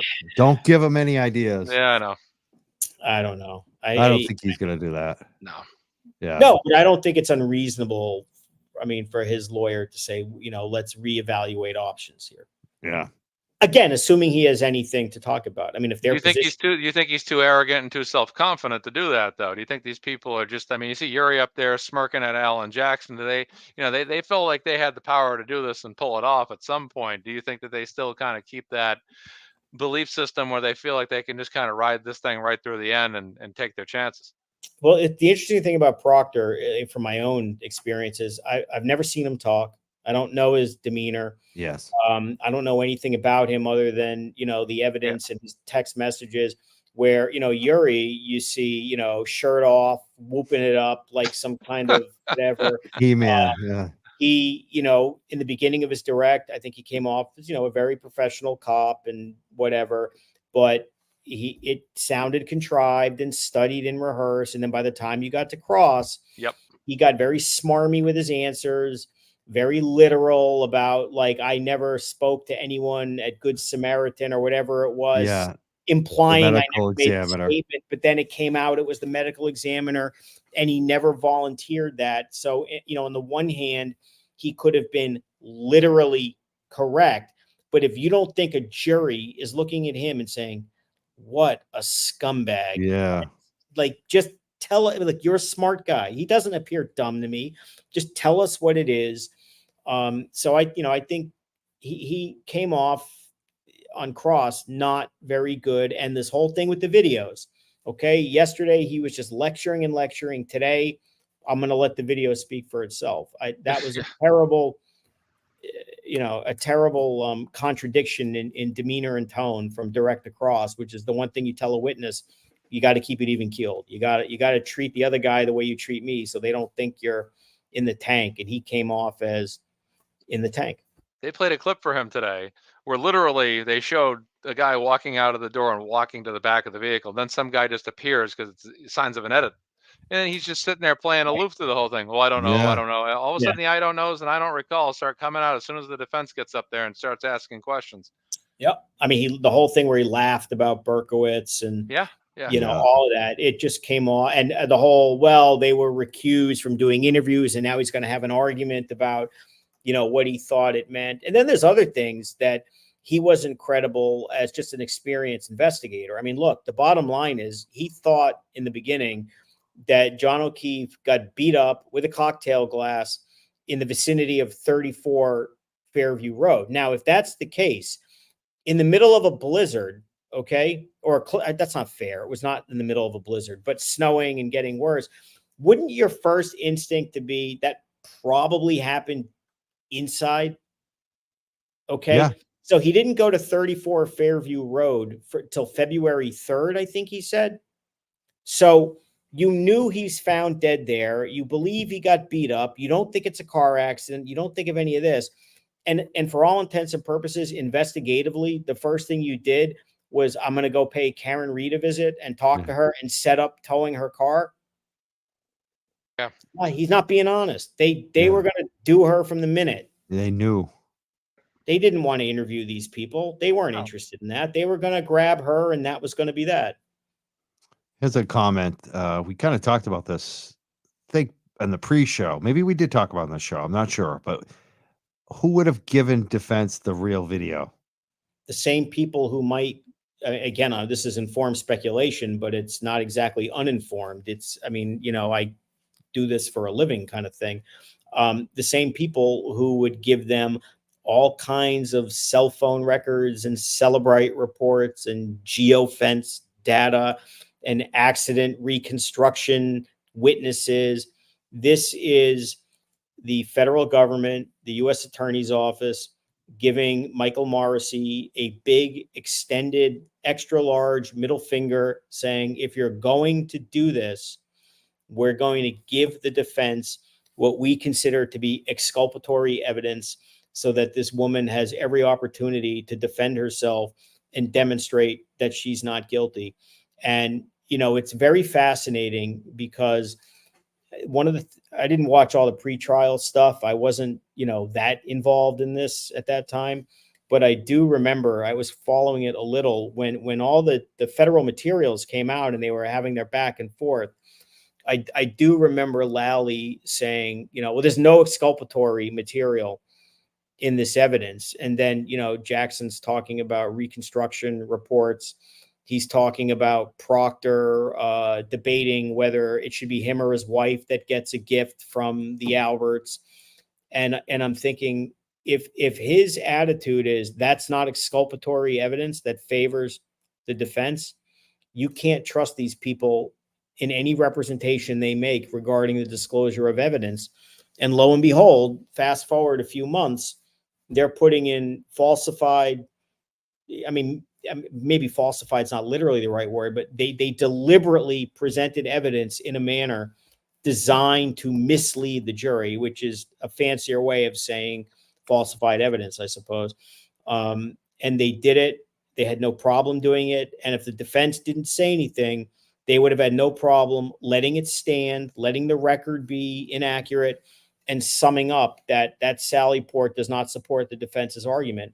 And, you know, that's kind of stuff that can get you disbarred. All right. We're 7 minutes away from 8 p.m. I know got a Celtics game tonight. So 8:15, I'm a pumpkin. 8:15. Okay. Yeah, So yeah. I'm gonna throw two quick questions at you, quick answers, and then we'll do like our final thoughts. Here's one that came up. At the end of today's testimony, Bev said the jury will have the case to deliberate by the end of June. What do you make of that? Well, I think that's her being told by the lawyers, again, putting aside the nonsense today, that the DA has said, we think we have this many witnesses. We know that the defense has the other day dramatically said, we think we just need 3 or 4 days, which, by the way, the more you learn and then you go back and try to analyze those kinds of statements, the more it makes sense. And I would find that, knowing what happened today, and there's this little flash drive that's hanging in the balance, and a couple of days ago, the defense said, we only need 3 or 4 days. That would scare the living shit out of me if I were the prosecution, because they think they've got headshots. You know what I mean? Like, they've got the good stuff. We don't need to drag this out because we're going to go for the kill. Maybe that's not the right thing to say in a case like this, but you know the point. But they got the goods. They don't need to look for more information. They have what they need. They're going to present. They don't need to waste the jury's time with small potatoes. You know, maybe, you know, hypothetically, if we have evidence that Proctor planted evidence and we can prove it, that, you know, kind of does the point. If we can prove that the cell phone records and Celebrite records support us, you know, you start doing all that, and all of a sudden, maybe that's all they see they need to do. And the reconstruction people, which I Is think it- he's trying to keep out too, which Yeah. is Of course. Just like he's trying to keep out the canine expert. Mark, do you think Proctor is a federal target or Morrissey? well, again, with informed speculation based upon today's testimony, Proctor hanging out by the taillight and this flash drive, which the feds will know what's on the flash drive, I would say yes. That makes Proctor someone definitely in the crosshairs. If there's some degree of evidence of him tampering with evidence, I mean, that's a crime. Morrissey, probably yes. Our target's a strong word. Proctor's probably a target. Morrissey, maybe. Again, I don't know how deep this goes or what they know, but at this point, it's hard to fathom that the district attorney and people in the office are not aware of what's going on behind the curtain. I mean, doesn't it almost feel impossible that, I mean, Lally does because he did that stunt. So do we think Lally's going to do that on his own? It's hard to believe.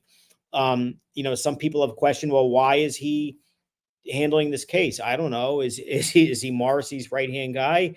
Is he the Michael Clayton of the DA's office? He's the fixer from the movie. I don't know, but to me, the federal investigation feels a lot more alive and breathing given what happened today than perhaps we thought, because they know everything that's happening. They know what all the evidence is. And there was the DA offering fakakta evidence. I mean, that's crazy. Another comment came out on Venmo. Deborah said, any guess on how long the jury will deliberate if they do deliberate? I would say if they deliberate. I don't know. I mean, it's all, I mean, look, we're not in the room with them. I don't know. But on the other hand, couldn't you see this as being one of these, anybody have any thoughts, go around the room, and the next thing 12 hands go up on the first tally and say not guilty. And then the next debate becomes, well, we can't go out in 5 minutes. So do we just stick around for lunch and, we'll do it after lunch and drag it out? Got to get the lunch in first if you're going to do that. I mean, always. The quickest verdict I was ever involved in was, well, for a jury trial. I've had bench trials where they literally decide right away. The quickest verdict in a jury trial was 30 minutes. Wow. Which is Wow. that's extraordinarily fast. What's the usually average? They don't even vote. They usually don't even vote for like a day, right? Or two. It depends. This was a guy who, nicest guy from Florida, who accidentally brought a gun. It was in his glove compartment box. And New York is, you get stopped with a gun and it's like 3.5 years in prison kind of thing. And his defense was, I didn't realize it was in the car. I didn't mean to do it. And he testified. The jury loved him. He had like the Southern charm. His girlfriend at the time testified. And yeah, they walked him out in 30 minutes. So that was amazing. Yeah, that was a good one. But on the average, I mean, it really depends. I mean, on a murder case, you would think if it's a real case, it would take at least a couple of hours. Mm-hmm. But even, well, it's hard to say. But I don't know what these people would do. But it's hard to fathom that there would be any real consideration from intelligent jurors that we have to consider the fact that there could be proof beyond a reasonable doubt to a moral certainty when, that the only thing that there's proof of reasonable or beyond a reasonable doubt is that they framed her at this point. So I don't think it would be that long, but I couldn't give you a number. I don't know. Dagny says there's going to be more to come on the belt from the defense. He says they say that this isn't a closed book. Well, it's interesting that I don't know, although at this time I would like pause on the belt at least. I mean, you have to be credible and, definitely. But on the other hand, look at even how the clothes have been preserved and cataloged and chain of custody. And, are you going to just take their word that that's the belt that was found on the pants? I'm not saying I wouldn't. Okay. Yeah. Because to me, again, that becomes a much smaller issue now for them, right? Why are they going to go down that rabbit hole and argue about conspiracy theories about the belt? Or are they going to say, I've got Proctor doing the taillight? I mean, that's kind of a no-brainer, what I would focus on. But we'll see. I don't know. Excellent. This is a great night for us too. It's just amazing numbers. 7,767 on YouTube. Never thought I'd see those kind of numbers. We're doing great numbers on Facebook too, and Twitch. We're up to 26. It's unbelievable. And we got a lot of Venmos I got to read off at the end of the show. So let's do our final thoughts of the night and what to expect next week on Monday, which is going to be. I can't wait to see this final with Bukhenik and to see where it goes from here. You want to go first, Mazza? Sure, I do. All right. So again, this is not going in the way of the prosecution at all. They have not, since the beginning of this trial, we've been saying it for weeks. Every single time they present evidence or anything that they have, basically all you saw today was, can you open up this evidence bag, please? And what do you see? Open up this, and what do you see? They're just presenting things. Lally's trying to present things within the narrative of what the cover up is, and that's all he's doing. Well, that proves it. Well, there's tail light there. That proves it. That's it. There's nothing concrete that they have against Karen Read because she is factually innocent. You're seeing her, Karen Read is the one who's on trial here. And there's been nothing concrete that they have put on her to make anybody believe that she's guilty of anything. And all we've seen throughout this trial is information come out that has vindicated her as an innocent woman on a factual basis. That's all we've seen. That's all we've continued to see from the day one of this trial to today. And it's only getting worse for the prosecution. That's all we've seen. When you have a prosecutor like Adam Lally, who stands up there yesterday, stands up there today, plays footage before a jury, and the footage is backwards. And not only is the footage backwards, but the timestamp at the bottom of that footage is also backwards. That is an inexcusable level of deception from from ADA Adam Lally. That's all I have to say. This is the most ridiculous, elongated case that I have seen probably ever. Not that I follow cases like Attorney Mark Bederow, of course, but I would say this thing is just ridiculously insane. And it just goes to show you when you get into the meat and potatoes of this trial, when the big names that come up, most of them that have gone after Turtle Boy, right, or been reported by Turtle Boy, when those people start to get on the stand and the cross-examination begins to take place, that's when everything turns its head on this entire cover-up. Once again today, Alan Jackson gets up there, very carefully points out the sallyport footage. The sallyport footage is backwards. The number 4 is backwards. This guy the driver got out of the passenger side. That is eye-opening as a member of the juror. You make it seem like people are gathering on the left side of the taillight.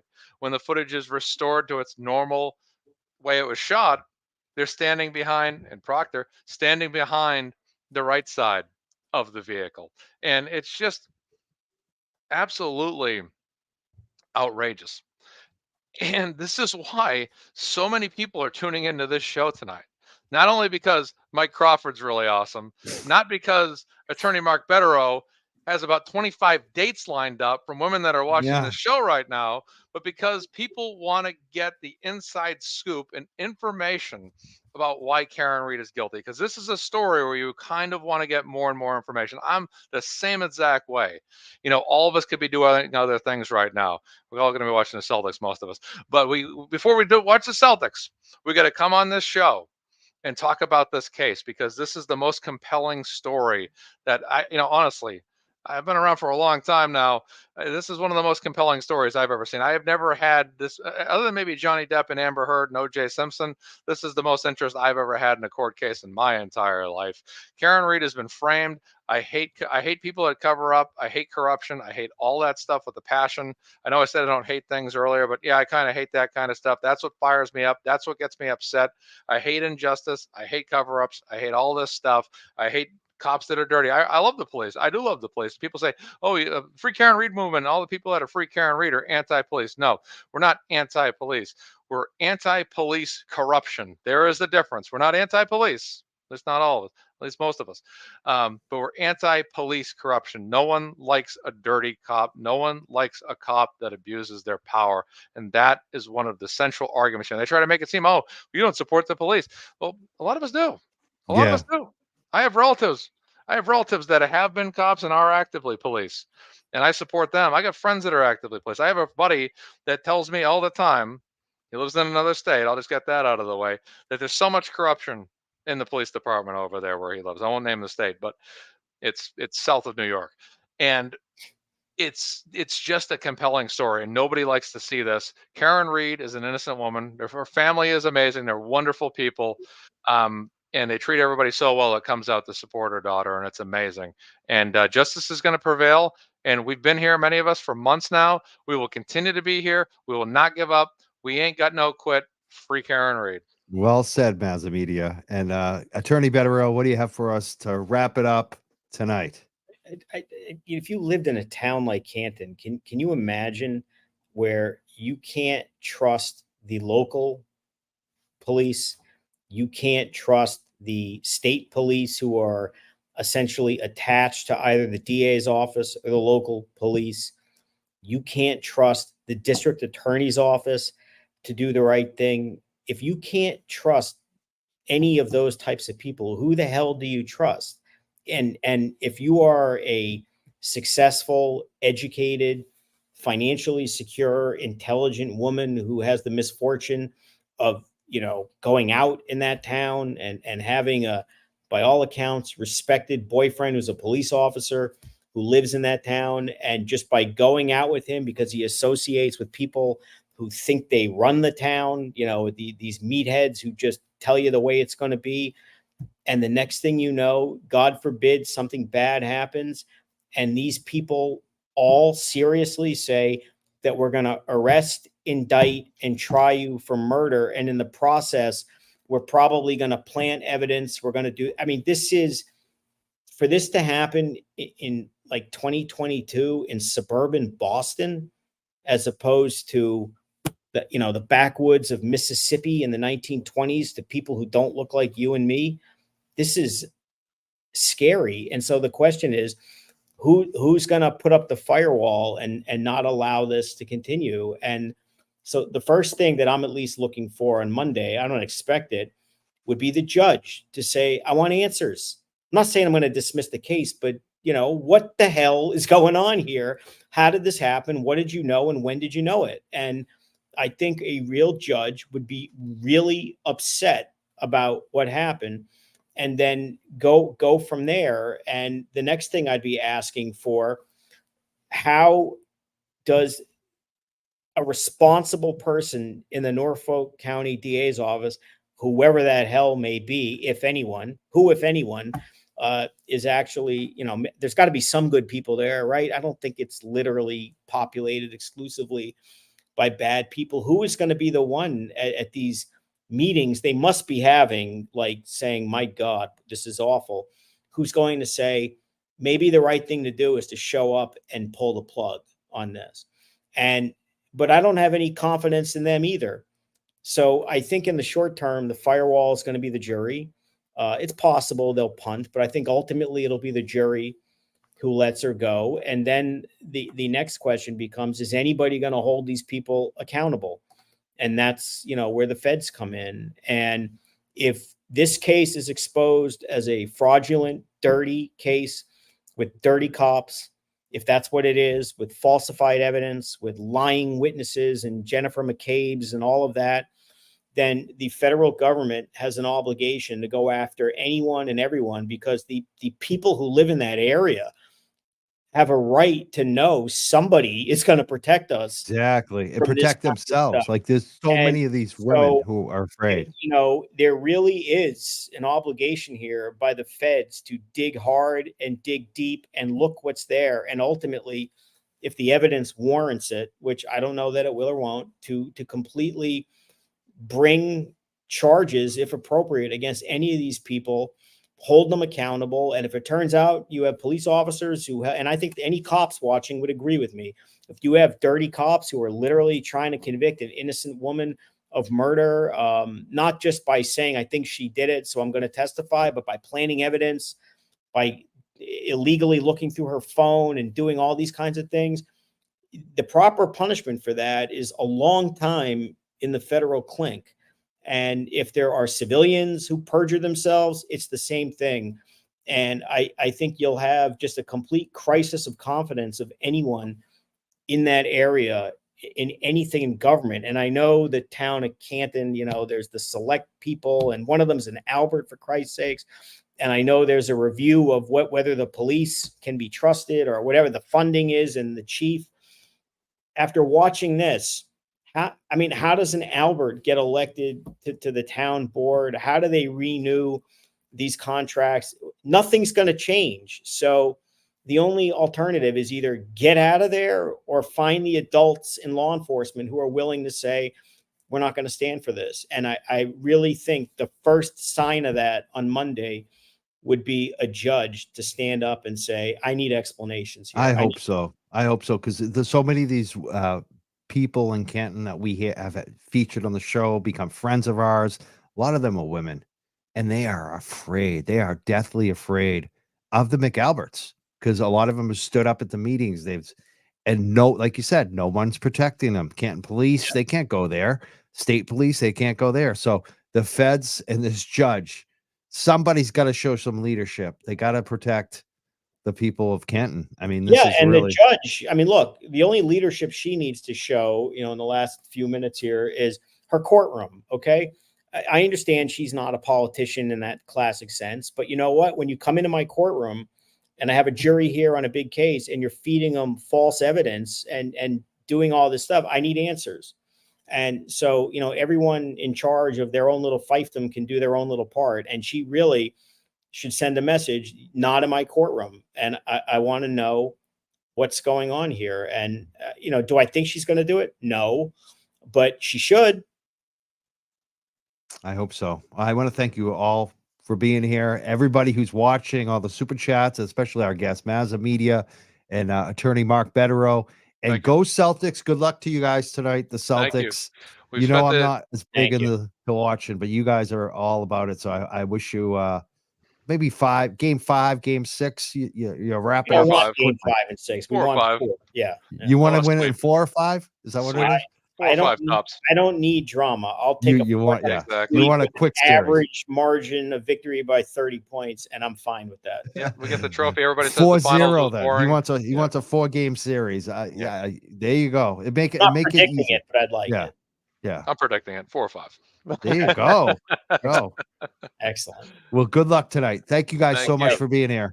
We fought for Karen Reed, and now I'm going to fight for the Celtics to win the championship this year. Free Karen Reed. We'll talk on Monday. Thank you so much. Thank you, Mark. Have a great weekend. Free Karen Reed. Free Karen Reed, indeed. That was unbelievable tonight. Great show. A lot of listeners, a lot of comments. I couldn't keep up. 130 super chats, people. And you know how many Venmos and Cash Apps? It's unbelievable. And just breaking news. Like, I'm trying to keep up with all the info that's coming in that you guys are sending us. I guess Sean McDonough broke some news today. I'm going to have to go back and watch his video. He was live at the same time as us. So good for Sean. Something about the Sallyport video. I definitely want to get Sean and Mark Bederow on the same show together. That's going to be good. People are asking for it. I want it to. Definitely going to make that happen. Let me just read some of the super chats. And actually, I think I got all the super chats up. Let's read some of the Venmos. I got to get these out. Allie, she sent $5. She said, we need to all meet up at the Canton Trillium Brewery to raise a beer to Karen and fundraise for her. Oh, that would be fun, Allie. Linda said, thank you. She sent $10. Thank you so much, Linda. Linda with a Y, L-Y. I like that. Jen sent $10. She said, you rock. Thank you for educating over 6,000 people who are tuned in. Free Karen Reed. It actually got over 7,000 on YouTube alone tonight. And we had good numbers on Facebook. Our Facebook has been going up again, too. Deborah, who sent $20, said, any guess on how long jury will deliberate? We also had a lot of listeners, viewers on Twitter, X, and I think we broke our Twitch record tonight. We got over double digits tonight on Twitch, which was pretty amazing to see. Diane sent $10. She said, thank you. Thank you. No, thank you, Diane. Thank you for watching, and thank you for supporting. Ryan also sent $10 on Venmo. He said, great coverage by you and the team. Yeah, the team was great tonight. Ruby sent $4.99. She said, love the three of you. Thank you, Ruby. Allie sent another contribution, $15. She said, hey, Mike, your show has become a family event for our family. We are always watching and following along with you. Big shout out to my parents, Mark and Kim, who got me hooked on the Young Jerks. Keep it up and free Karen Reed. Thank you, Mark and Kim, for spreading the word, too, to your parents. Thank you so much, Allie. Allie sent, she said 3 contributions tonight. She said, the trifecta is on fire. Mark, when can we possibly expect a verdict? How much longer can this go on? We did talk about that tonight. So I guess we did answer that. Late last night, we also had some contributions come in that I don't think I read. Brian sent $10. He said, congrats on 20,000 subs. We love you, Mike. Thank you so much. Yeah, we're over 20,000. Sean McDonough, going through the motions, is also over 20,000 now. So that's great. $13 from Shauna. She said, free Karen Reed. Thank you so much, Shauna. All right. That was from last night. A couple of them from last night. Got to check out the Cash App because I know more money came in tonight through the Cash App as well. Bonnie sent $20.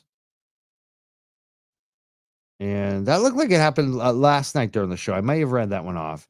Louise did too. She sent some money. She said, free Karen Reed. And Mike as well said, for an awesome show, Mike. Thank you so much for all the donations tonight. I got to check the super chat one more time. I hope I didn't miss anyone. Had over 132 super chats tonight. Do you know how hard it is to try to get all those on the screen? Never mind, read them and comment on them. It's not possible. We couldn't comment on every one of them. Christy gave $10. Thank you so much. I got a note said, make us all aware of our local leaders. Yeah, you know what? You should contact the Attorney General. Andrea Campbell. Say, Andrea, what the hell are you doing? Where you been? You know, I would even start contacting state reps and state senators about this and say, you know, how can we reform the police? How can we reform the DA system? How can we reform the state police being embedded with the district attorneys? How can we fix this so it doesn't happen again? How can we increase the transparency through the post commission? You know, I think people just need to know who your state senator, your state rep is, and contact them. It's that simple. Let them know that this is concerning you and you want them to take action. D.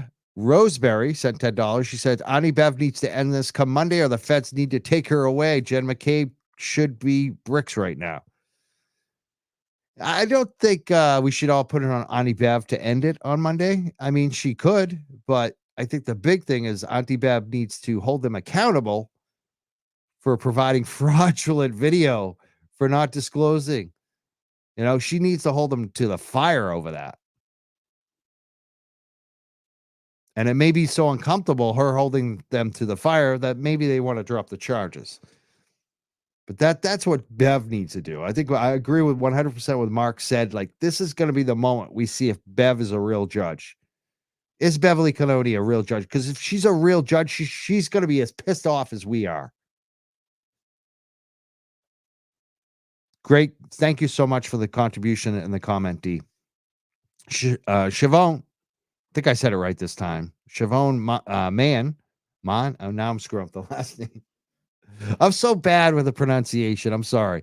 Wasn't Proctor involved in Sandra Birchmore cover-up as was Lank? I'm not sure Proctor was that involved. I'm not sure. Lank was definitely one of the first responders on both, so.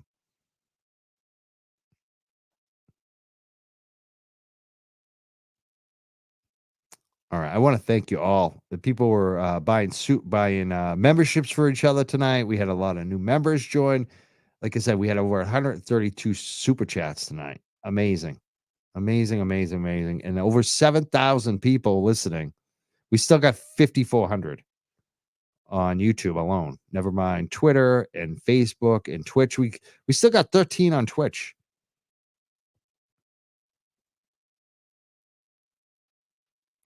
I'm just reading a couple more comments here.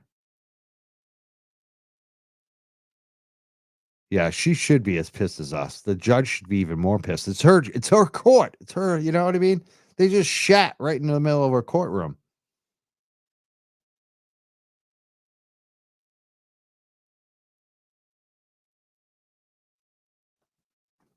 I'm not sure. People are a couple of comments on my schedule for the rest of the weekend. I'm not sure.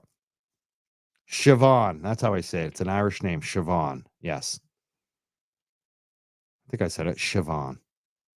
Couple people asking the schedule for the rest of the weekend for us and court schedule for next week.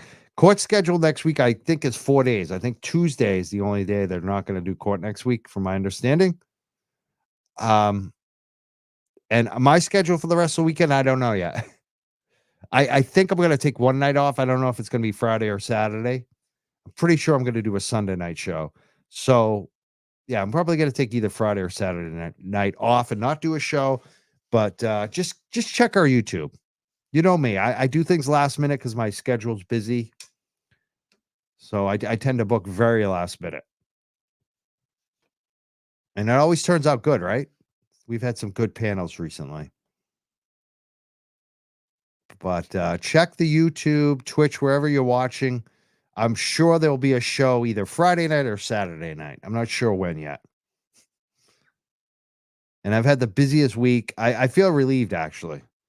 We got through court this week, and I had all of these dog sits that I was doing. I haven't slept at home in a while. Tonight, I get to sleep at home. I don't have to go out and work after the show. Like last night, we got done, 11 o'clock at night. I had to go out and work. I started at 7 a.m. I was still working at basically 11:30 at night last night after the show. Tonight, I might just go to bed at 8:30. I may watch a little of the game. But I feel relieved. Friday is going to be a much easier day. It always is for me. So I'm really looking forward to this weekend, getting some rest, catching up. And yeah, we'll probably do a show either Friday or Saturday and definitely on Sunday. And we'll see you next week as well. I can't wait. I want to thank you all for supporting, watching, contributing. It's just been amazing to see. I never thought we'd get to 20,000.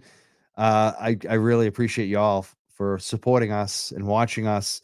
I call you guys the jerks now too, because you are definitely part of this whole thing. All the info and the feedback that you give us. So I want to thank you jerks too out there you guys are jerks. You know, you really cared about something. When we came up with the name of the Young Jerks, it was kind of like, I was younger then. I'm a little bit older now. I didn't have grays on me. This show's been going for a while, but it was kind of like the idea, like, a lot of the people, and especially like talk radio and in politics, are older. And it was like, here's these young whippersnappers. They give a shit. It pisses us off. These young jerks are here. And you guys are the jerks now. You're here. They've noticed you. They can't F with you. There's a power in your numbers, and there's a power in the tenacity, and there's a power in the media that we've all created, these shows, the different, personalities. Look at Will today, the Glera. I wasn't there. I wanted to hang out with him. I wanted to see him, but I just got so much out of just watching him be there today in Canton and court. Just looking at the pictures and seeing how excited everyone got when they saw him, and just the amount of feedback that I get from my show lately. And like when we were talking about the dates, people are asking Bederow, women want to know if he's single or married. It feels like I'm a roadie for like David Lee Roth right now. Like everyone wants a piece. They want to ask their question. They want to get on the show. It's an amazing thing to see. And it's like, we've been going for this show has been going for a decade, and overnight we got huge. So it's weird how you could toil away doing your thing, perfecting your little mini craft, whatever you call it. And then all of a sudden it just blows up. And it was this case that did it. There were other things that we covered, like the death of Lorna McMurray, basically last year or the year before, the last couple of years, that kind of we started to blow up a little bit with that too. But this case is unlike anything else I've ever seen, and I did not expect it to get this big. And I just want to thank you all for sticking with me and having my back, because it was not always easy. I the last time I had to seek out professional mental health counseling was when I was 19, when I got into a lot of trouble with the drinking and basically lost my wrestling with 2 injuries. And I had a lot of issues back then. And this case, I never would have thought like my show would force me into mental health counseling. That's what this case did. It was so dramatic and so high stress and high stakes. And a lot of you stuck with me. And I just want to thank you all. A lot of you are friends of mine now. And I'm just very thankful for what we all did together. And to see someone like Will there today, the Galera, and Tom getting his desserts, getting to go in today. It just really, I'm really enjoying it. I'm really enjoying watching this. I've done a lot of activism and advocacy in the past for cannabis, for workers, for other causes. And, it is fulfilling when you see a movement and you see success and we get positive things happening. But this is just like on another level. I've never seen something like this. And I really, I love it. So I want to thank you guys so much.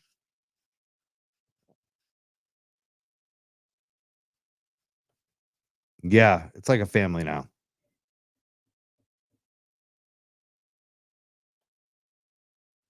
Yeah, I'm just the dog walker. Makes some people very mad that I walk dogs. I don't know. It's so funny. The jellyfish. Yeah, I got a nickname too, the jellyfish. It's funny that they called me the jellyfish. They would last 2 seconds against me. They'd be flopping around like a fish. A fish for us was like an easy pin. It would be a 2-second pin. I am no jellyfish. We got more listeners than any of them. You know what it is? They're jelly. They are jealous as fuck. That's what it is.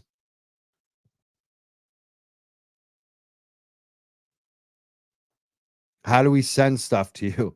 See, that's the problem. I want to take tips from you, but when I put my email out, I get too many emails. I can't read them all. I feel bad. People write these essays, and then if I don't respond, I feel awful. And I end up reading them all, and then I still don't respond because it's just too much. So I don't know how I'm going to handle that. I think if you really have a good tip for me, reach out on social media, Facebook page or Twitter. And I apologize. I can't get back to everyone. There's so many comments and messages that we receive. Now I get where Turtle Boy goes through.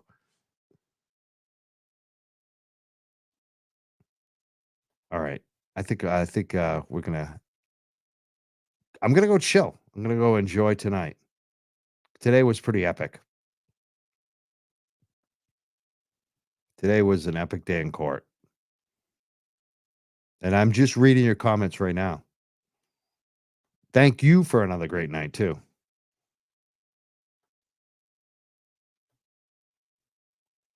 Thank God for Karen Reed. Thank God Karen Reed stood up. Yeah, I'm going to go to bed early tonight and get some rest. You can tell I am a little loopy. Lack of sleep. All right, I'll see you guys. I don't know when. Pretty soon. We're gonna do something this weekend again. Oh, I gotta know. Just did gifted 5 Young Jerks memberships. Thank you so much. I love when people do that. That's so amazing. Christy, thank you. Jason, thank you for the $5 donation. He says, listen to Lally when they scheduled the motion hearing. He sounds just like utterly defeated and snappy at the judge. If that's what the court wants. Yeah, he does sound defeated. He knows he's done. Have a great night, everyone. We'll see you soon. Check back. Make sure that you don't miss our next show. You never know who we're going to get. I'll see you later, everyone. Have a great weekend. We'll see you soon.